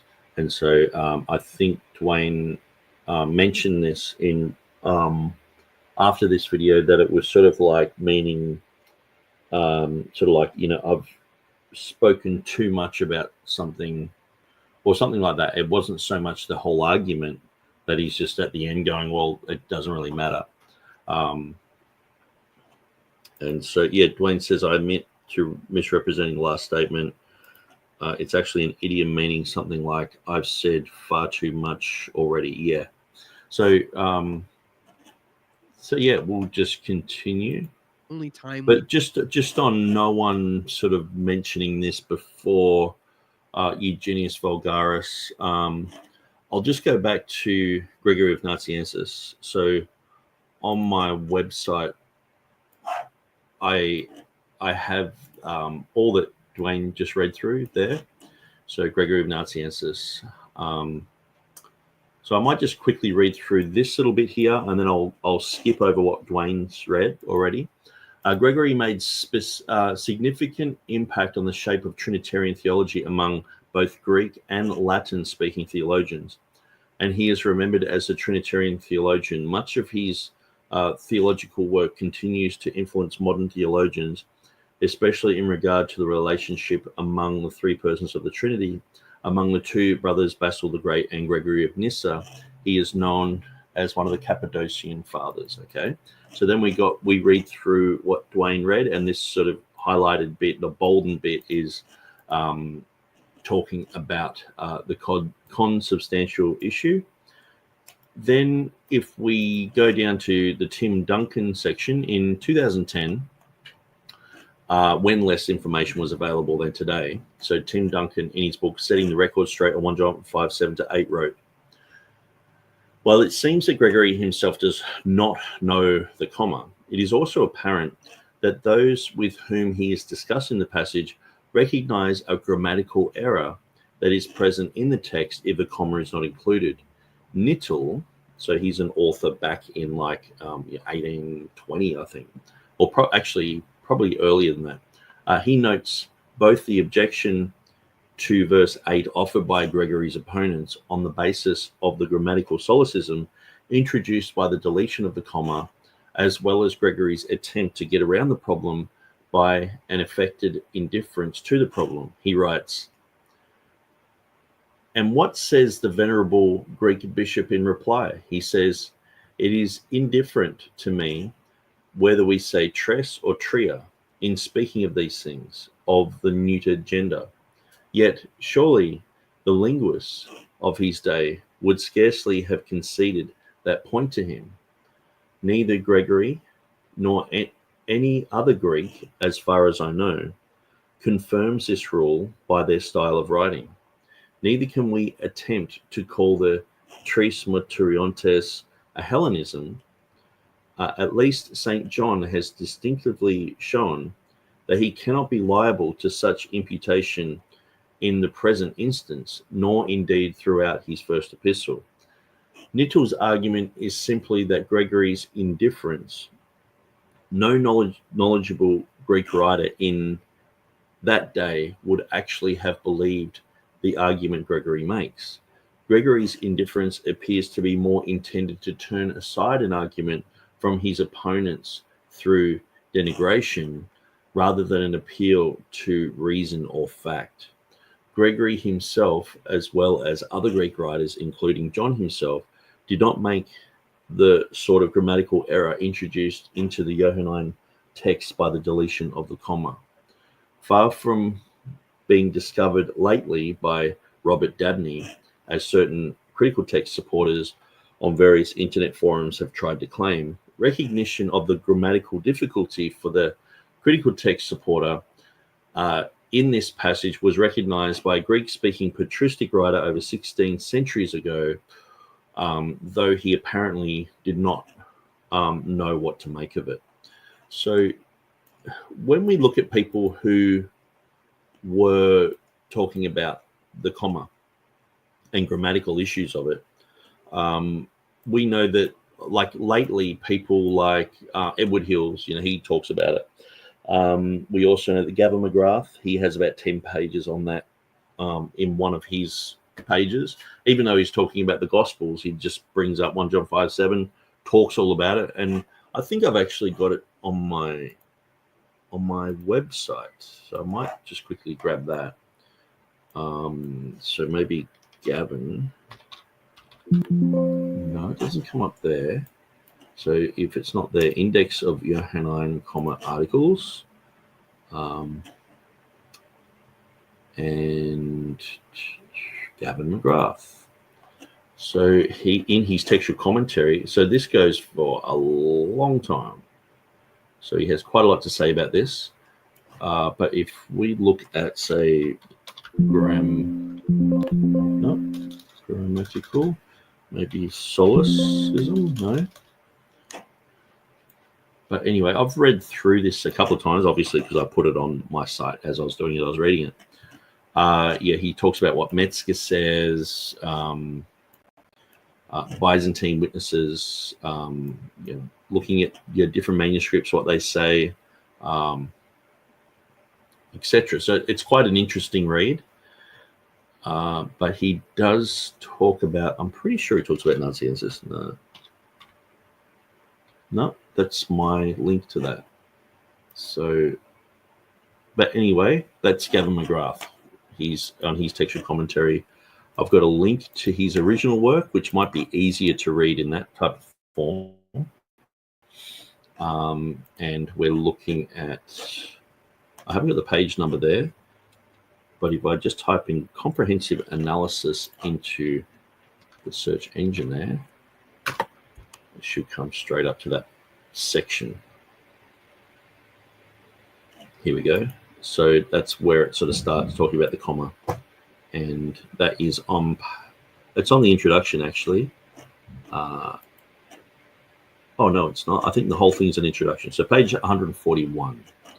So, yeah, so he's got quite a lot to say about that. Very interesting material on the comma. So I would check those out. Now, obviously, Edward Hills talks about this. Many people in the modern times have talked about it. Frederick Nolan talks about it. Burgess. This became quite a hot topic after Greek expert or Greek-speaking Eugenius Vulgaris brought this up in his 1780, when he also was the one who printed Calicus and the other guy who like 150 years before Erasmus were quoting the comma. One guy verbatim, exactly as Scrivener has it today, which is quite interesting. But we see people like Bengel. He noted there was a solecism in 1 John 5:8, if verse 7 is absent. He argued that the masculine agreement in 1 John 5:8 suggests that something's missing. Talking about verse 7. David Martin, so he died in 1721. So he was a French Protestant, and he wrote extensively on textual criticism and pointed out the gender mismatch in 1 John 5:8. We also look at Richard Simon, who's considered like the father of modern day textual criticism. He's a Roman Catholic priest. But he pointed out the grammatical issues. He cited that the three being masculine does not naturally fit unless a masculine referent, Father, Word, and Spirit, is present. John Sheldon, he died in 1654. He's a British scholar. He mentions the grammatical concerns. He says there's a masculine neuter discordance if 1 John 5:7 is missing. Benedict Arius Montanus, who died in 1598, in his Biblia Sacra Hebraica Chaldaica Graeca et Latina in 1572, preserved the comma and implicitly acknowledged the grammatical difficulty in versions omitting it. So Erasmus, we've gone through Erasmus. So in his annotations, he notes that the masculine phrase, the three, is used when referring to the neuter noun. So he brings that issue up and talks about it. He also explains that if verse 7 is included, the problem is not there because he's talking about this will torture grammarians, etc. Thomas Aquinas, he interprets it theologically, suggesting that John emphasized the witness in a personal sense. Although he does not specifically say it's a solecism, he acknowledges that it's got a strange construction. And then, Gregory of Nazianzus, obviously, he's noted that there's issues here. So I think that it's not, 1780 wasn't like a cutoff point where it's like, okay, someone's noticed there's a grammatical issue here. It has been noted, whether thoroughly or just a cursory look, it has been noted throughout history that this is a problem. And so I think that's got to be taken into consideration. I think also when we look at the concept of solecism, probably the most obvious solecism to me is in 1 Timothy chapter 3, verse 16, where you have the predicate without a subject. So that is that was admitted by Westcott and Hort to be a solecism. So that was the reason why they said it was a song, a hymn. So they popularized the hymn theory, and they put in the word who or os in place of God, theos, saying it was it was turned into a nomina sacra where it shouldn't have been, all this sort of stuff. And to me, because the opposition, Westcott and Hort, are acknowledging that's a solecism, you can look into that and you can study how they deal with solecisms. So obviously they say that, Paul abruptly broke it into a song there. And that's their excuse around that issue, where even Dwayne would say, that's definitely a solecism. He would say it's definitely the reading of God is there.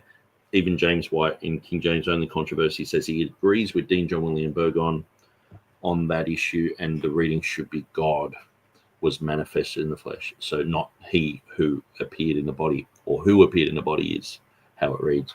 So that is an example of a solecism. So I think, I think if we're looking for genuine solecisms that we're all pretty much in agreement on, I would agree with it. You would agree with it. James Snapp would agree with it. James White would agree with it. Critical text people will agree with it. Westcott and Hort agree with it. Then it's like, okay, that's a solecism we're all in agreement on. It's probably the worst solecism in the whole Nestle Alarm text. It's so abrupt. That's why they turned it into a song. Even in the New King James, they have the reading of God, theos, there, but they turn it into strophes, they turn it into like a psalm following the Westcott and Hort type of theory, which is quite interesting. So they have the correct reading, but they have the hymn theory in there, which to me is just sort of, came from the Cheech and Chong era, if you know what I mean. Dwayne Green says, so yeah, my point in Vulgaris as seeing his own argument is poor and invalid, my bad. Okay. I think I pinned a comment to the video. Okay. We're nearly finished here. We've just got a few minutes, so let's continue. We see the only time we see someone kind of agree with him is when they disagree with his way of getting to the conclusion, which to me would indicate that, we have a conclusion looking for like an answer. So yeah. So what I'm going to do here is take a quick look at the comments. Excuse me. And then I'll sign off. We're approaching an hour and 45 minutes. I'd like to keep these less than 2 hours, and I think that will get us there. And then y'all can leave your comments and everything below. All right. So Richie Journey. Oh, wait, let's go back up here. We'll start here. I think I read Nick's comment again, but what the reason they think there is a solecism in Revelation 1:4 is because they don't recognize the name of Jehovah in the triad. It's there's interesting stuff going on there. Revelation 1:4 is just a very interesting verse, irrespective of the textual discussion. Just generally speaking, it's a very interesting verse. So that would be an interesting discussion, just generally without the textual matter. Richie Journey, looking forward to this, Pastor. I'll come back later to watch from the beginning. All right, thanks, Richie. Just got here, so does the grammar require it or not? I don't think so. I think solecism is a name for it that is. I think we're putting a little bit too much in that. In the multitude of words, and it's not lacking. We went through that. I basically said successor, yes. The constant, yes. Most in the Reformation period acknowledged that the CP was based on Greek manuscripts. Shakespeare's probably got a whole bunch of Hey Pax Legomenon too. Yes, we're getting there. There we go. Okay. We only got the 4 there. The 4 on the bottom. Perfect. All right. Revolution says, Nick, Erasmus discusses this with the Complutensian compilers. Yes, we talked about that. Revolution, I don't know anyone who says Nazianzus is on the side of 1 John 5:7c, but merely that he makes note of the grammar issue. Yeah, I didn't particularly. There are. Yeah, so I guess the reason that I wrote that comment was because I think at the time Dwayne said, yeah, well, he's not really a good witness for the comma, but it's not really that he's a witness for the comma, but he's a witness to the grammar of 1 John 5:7 if the Father, the Word, and the Spirit are not in there. And so just talking about the odd grammatical issues that can occur. So I guess I think it had earlier been like, well, this isn't really a strong thing for the comma, but it's actually not so much for the inclusion of the comma, but for saying that there is a problem there in the text without the comma. So some I came across a couple blogs which suggested that Nazianzus was referencing 1 John 5:7. Now I know, Nick, that you wouldn't. You are generally responsible with your information. Partly why I like interacting with you. You've been kind to me, and I find your reasoning to be good. I may not agree with your conclusions, but you seem to be careful with the data, which I'm happy to see. But yeah, there are many out there who are not, and they say some really, really ignorant things. We'll just say that. All right. All right. Joseph Palema, great video again, Dwayne. Thank you. I have to sign off a little early tonight. Have a scholastic name, Duan Veridans Canadiensis. That's hilarious. Thank you for that, Ross. All right. I see our concurrent viewers have dropped, which means we're not talking about very exciting topics. I'm sorry. Grammar is grammar, and nobody likes talking about grammar except nerds. All right, guys. Well, thanks for coming out. I'm not sure what I'm going to do next week. I was thinking about looking at John 1:18, the only begotten God or the only begotten Son. It'd be kind of nice to get into one where most of you would agree with, instead of coming with all this disagreement. All right, so we'll see you guys next week. Keep an eye out, and until next time, brothers and sisters, we'll see you around.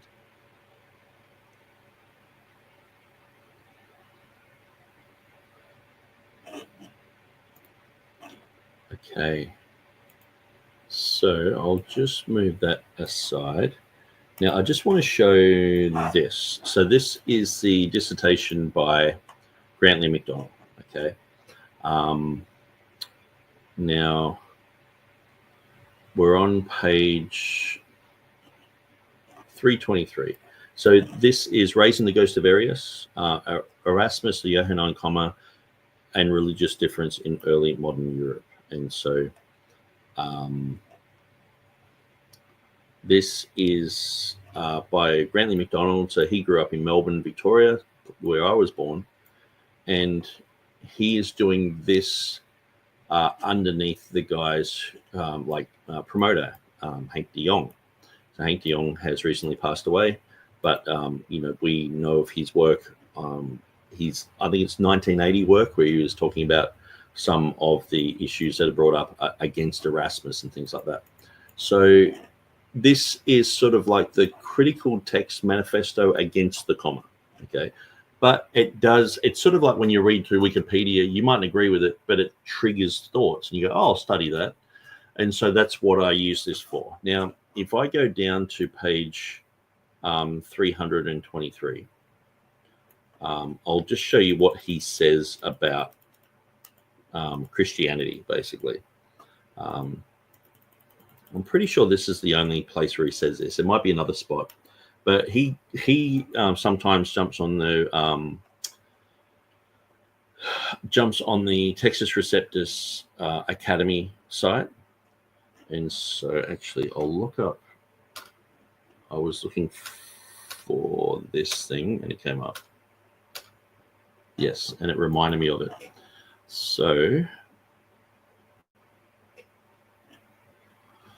So he mentions the myth by Hank de Jong. The myth of Erasmus's promise to restore the Johannine comma arose not merely through an understanding of his reply to Lee, as Hank de Jong rightly suggested, but also because it provided a convenient focus for religious tensions and anxieties of all times.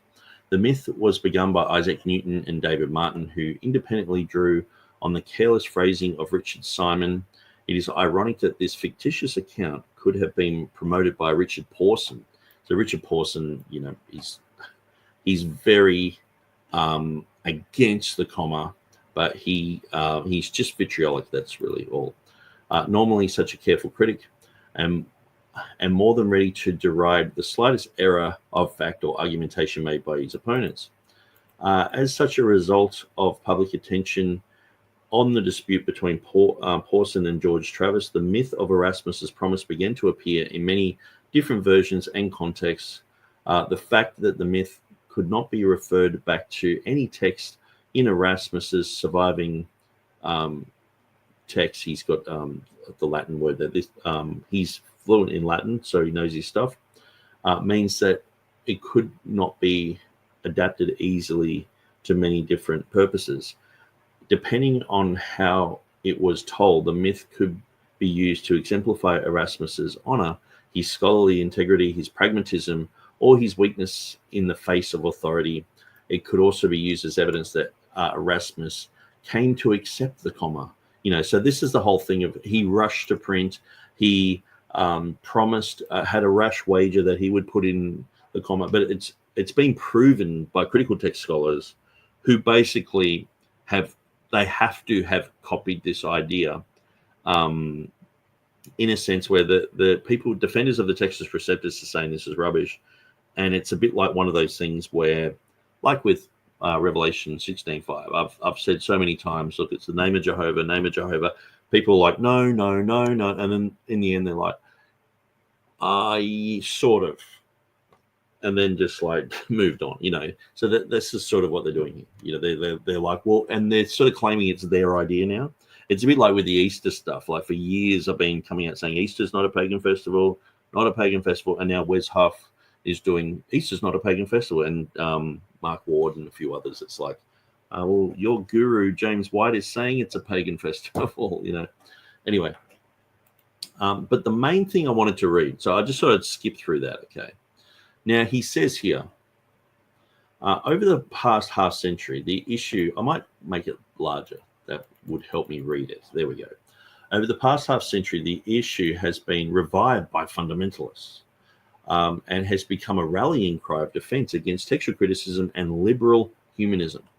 Dozens of websites run by fundamentalists still peddle a mixture of ignorance, half-truth, and misinformation on the textual status of the comma, using arguments and texts that were decisively refuted 150 years ago. So they're saying the argument's over. Why are you talking about this?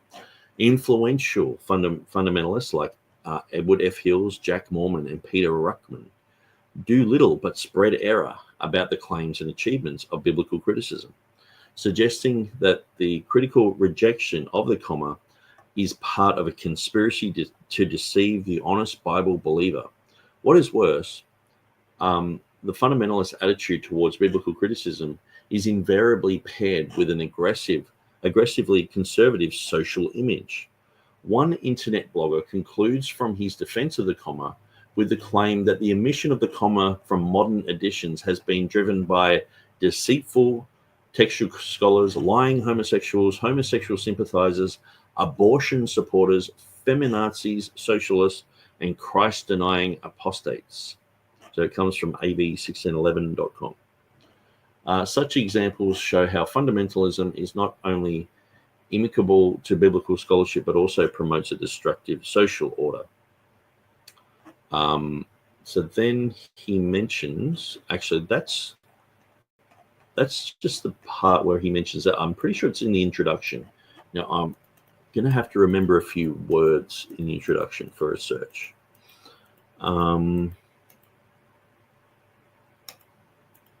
Where he mentions,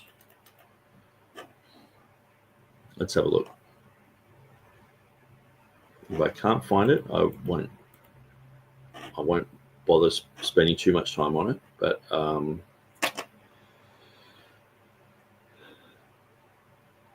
he does talk about, I'm pretty sure if I type in the word atheism,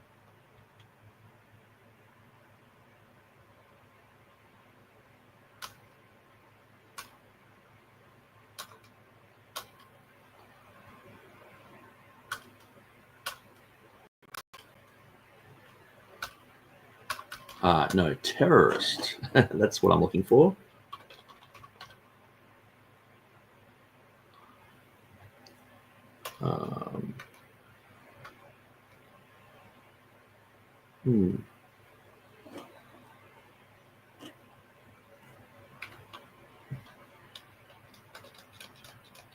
Maybe it's fundamentalist.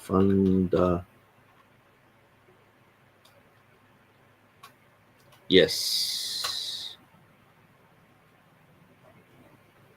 Yeah, so here we go. So what I'm showing here, this has nothing to do with Dwayne Green's stuff. I guess I've shared this around with lots of people, but usually with the caveat that this is the critical text side. Now, with the critical text side, what people have got to understand is Grantley MacDonald is a rabid atheist. He thinks Christianity is dangerous and stupid. And so he's the main guy for the comma. And he's supported by, Hank de Jong and these other guys who are well-respected, Christian guys. Okay, so listen to this. While I was still in the early stages of this product, a friend asked me bluntly, why do you even care if the comma belongs in the text? Because it is in the Bible, I remember replying, perhaps a little sanctimoniously. But what is in the Bible matters. The importance of the Bible for believers goes without saying. But even for those who consider Scripture as merely historically interesting, or even as irrelevant trash, cannot escape its influence. Worldwide, biblical fundamentalism is alive and well in Christianity, Islam, and Judaism. it is, in its more benign forms, it might induce people to climb Mount Ararat in search of Noah's Ark. In more advanced cases, it may lead people to lobby governments and prevent the teaching of evolution in schools, or to influence policy in other ways. In terminal cases, it might lead millions to believe that it is more virtuous to spread an incurable disease than wear a condom, or that it is a thing pleasing to God to declare a crusade or a jihad, or enter a foreign country and murder the innocent. The reliability of the scriptural record and its interpretation are thus as relevant now as they have ever been. And as we shall see, the authority of the Johannine comma has been one of the focal points for this debate for a long time. The resurgence of fundamentalism worldwide, but especially in evangelical circles, is an Anglophone, in the Anglophone world, has resuscitated the debate over the comma, an issue which scholars a generation ago considered dead and buried. So it's like, why are it's only these fundamentalists, these radicals who, they take things to the extreme, are really dangerous, As a result, the historical misrepresentations of many fundamentalists. So what he's doing, he's using this word fundamentalist as an umbrella term for any type of radical type of person. But you can get like a radical gardener who's into tomatoes. You can get fanatical football, fans. They're not dangerous, you know what I mean? But it's fundamentalism, jihadis and terrorists. We're like that. So this is the type of rhetoric that is getting funded and promoted by these people in the academy. So the divide between scholarly consensus and lay belief is steadily growing. In a poll taken recently on the website puritanboard.com, nearly half of the respondents replied that they believe the comma to be a genuine part of Scripture. Those who defend the comma now have a very particular agenda to bring academic biblical studies into disrepute as a way to justify their adherence to the Textus Receptus and the Authorized Version, and to promote a conservative moral order based upon a literalist reading of Scripture. So we want people to read Scripture literally. There are also scientific reasons why it is time to revisit the topic. And so, he sort of continues on. So when you go through his material, you've got to understand that he is pretty much coming from an atheistic point of view. And he thinks fundamentalism is very dangerous. And as mentioned here, worldwide biblical fundamentalism is alive and well in Christianity, Islam, and Judaism. In its more benign forms, you go and see Noah's Ark, or in its advanced cases, you're stopping evolution in schools, So, terminal cases, it might lead to millions to believe it's more virtuous to spread an incurable disease than wear a condom, So he is against fundamentalist Christianity, which to me, fundamentalist Christianity is you just take the Bible literally. So you've got to understand this guy has this type of view. So when you're going through and looking at his comments, you've got to keep it in mind that that's who has written this. Dwayne says, happy to see many of my videos in your algorithm feed. Yes, and I was just actually, because I went through Wes Huff's Cultish, the final video yesterday, he was talking about Matthew chapter 18, verse 11. So I was pointing people to your video on that if they want to learn more about that issue, because I did a quick little study on it and showed people where I would go, just as a bit of a beginning of looking at that issue. But it seemed like you had gone through that as well, looking from your perspective, and so people would probably enjoy that as well. King James says, what a liar, the debate is not over unless everyone admits 1 John 5:7 is what John wrote. Yeah, I think that's the thing. Like, this he's not a Christian. He's an atheist. He's good in Latin. That's what he majored in Melbourne. But he's actually studying music, I think, in Germany, I'm pretty sure. but he is considered. It's a bit like Jennifer Knust. Jennifer Knust is part of the LBGT community. She's written the book with Tommy Wasserman on To Cast the First Stone. If you read through that and you just you take the facts and stats and figures, you check with source documents, yes, that's great, but you can't just read through and gobble in the stuff that they're saying, or else you'll end up saying some strange things. Okay, so King James says all of that is true. Dwayne says, laughing out loud, radical gardener with tomatoes. Last season, we grew almost 400 pounds of tomatoes, ended up with about 80 liters of tomato sauce. Awesome, thanks. I love tomatoes. So I'm pretty sure that's all we need to talk about. Apart from that, yes, I'm going to shut this down, so I'll play my outro. Okay, yeah, I mean, I really want to get more into the comma. I know that James Snap was sort of like, we shouldn't talk about the comma after the new year. I'm into talking about it, so I might even do a few more obscure videos, just because sometimes just looking at a certain fact at a certain period of time, like say Codex Fuldensis, like looking at that, thinking about it, looking at the original documents in that, where does it say it? What exactly does it say? How has this been interpreted through the years? Because sometimes too there can be arguments that have been debunked, but people are still saying them 100 years later, and so we've just got to make sure we're not saying things that are wrong on both sides, because new information, when new information comes, we've got to deal with it. And so tomato sauce. King James says, this lying atheist fails to mention that atheists murdered 100 million people in the 20th century alone. Atheists are the most dangerous mass murdering fanatics the world has ever seen. Yeah, I mean, you wouldn't want to be part of the atheist revolution in Russia, or Mao's revolution. You know, atheism has caused the death of millions, like up to 100 million people, as mentioned by King James. And so, yeah, this is a common hole in the argument. I don't really hear atheists arguing that anymore. Like 10 years ago, it was a strong case. It was like Christians, jihadis. But even when you look at the worst of what they did in like the Crusades, when you look at the few little dots where there were places where there were killings and stuff like that, it's like, even though it's Catholic, and they were killing Christians too, but you go through it and it's not much. When you look at other groups, it's everywhere, or atheists, it's huge. And so, yeah, it's quite amazing.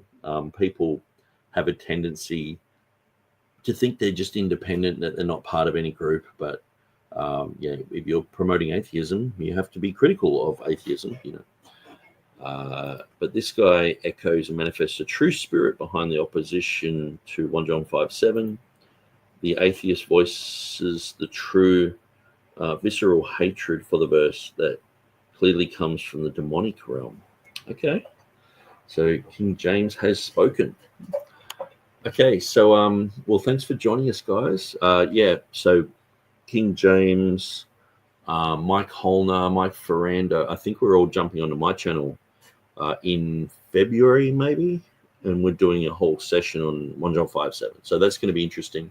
So I guess before that happens, I'll be, you know, doing a few things. It'd be good to maybe do some homework on the British Codex Montfortianus, and also there are a few other things that sort of pop into my mind that would be good information to look at. Perhaps the Complutensian Polyglot guys, what was actually said between Stunica and Erasmus. We've got all that information. I've got a ton of books about Erasmus. There's a whole series on Erasmus. There's like 70 books written. I've got stacks of them in PDF form, and so I could go through them, look at what was said, all of his correspondence with Stunica, And if there's anyone else from the Complutensian Polyglot scholarship that he spoke to, we can go through that as well. But yeah, so apart from that, I've nearly gone for 4 hours. It seems like I've only gone for like an hour.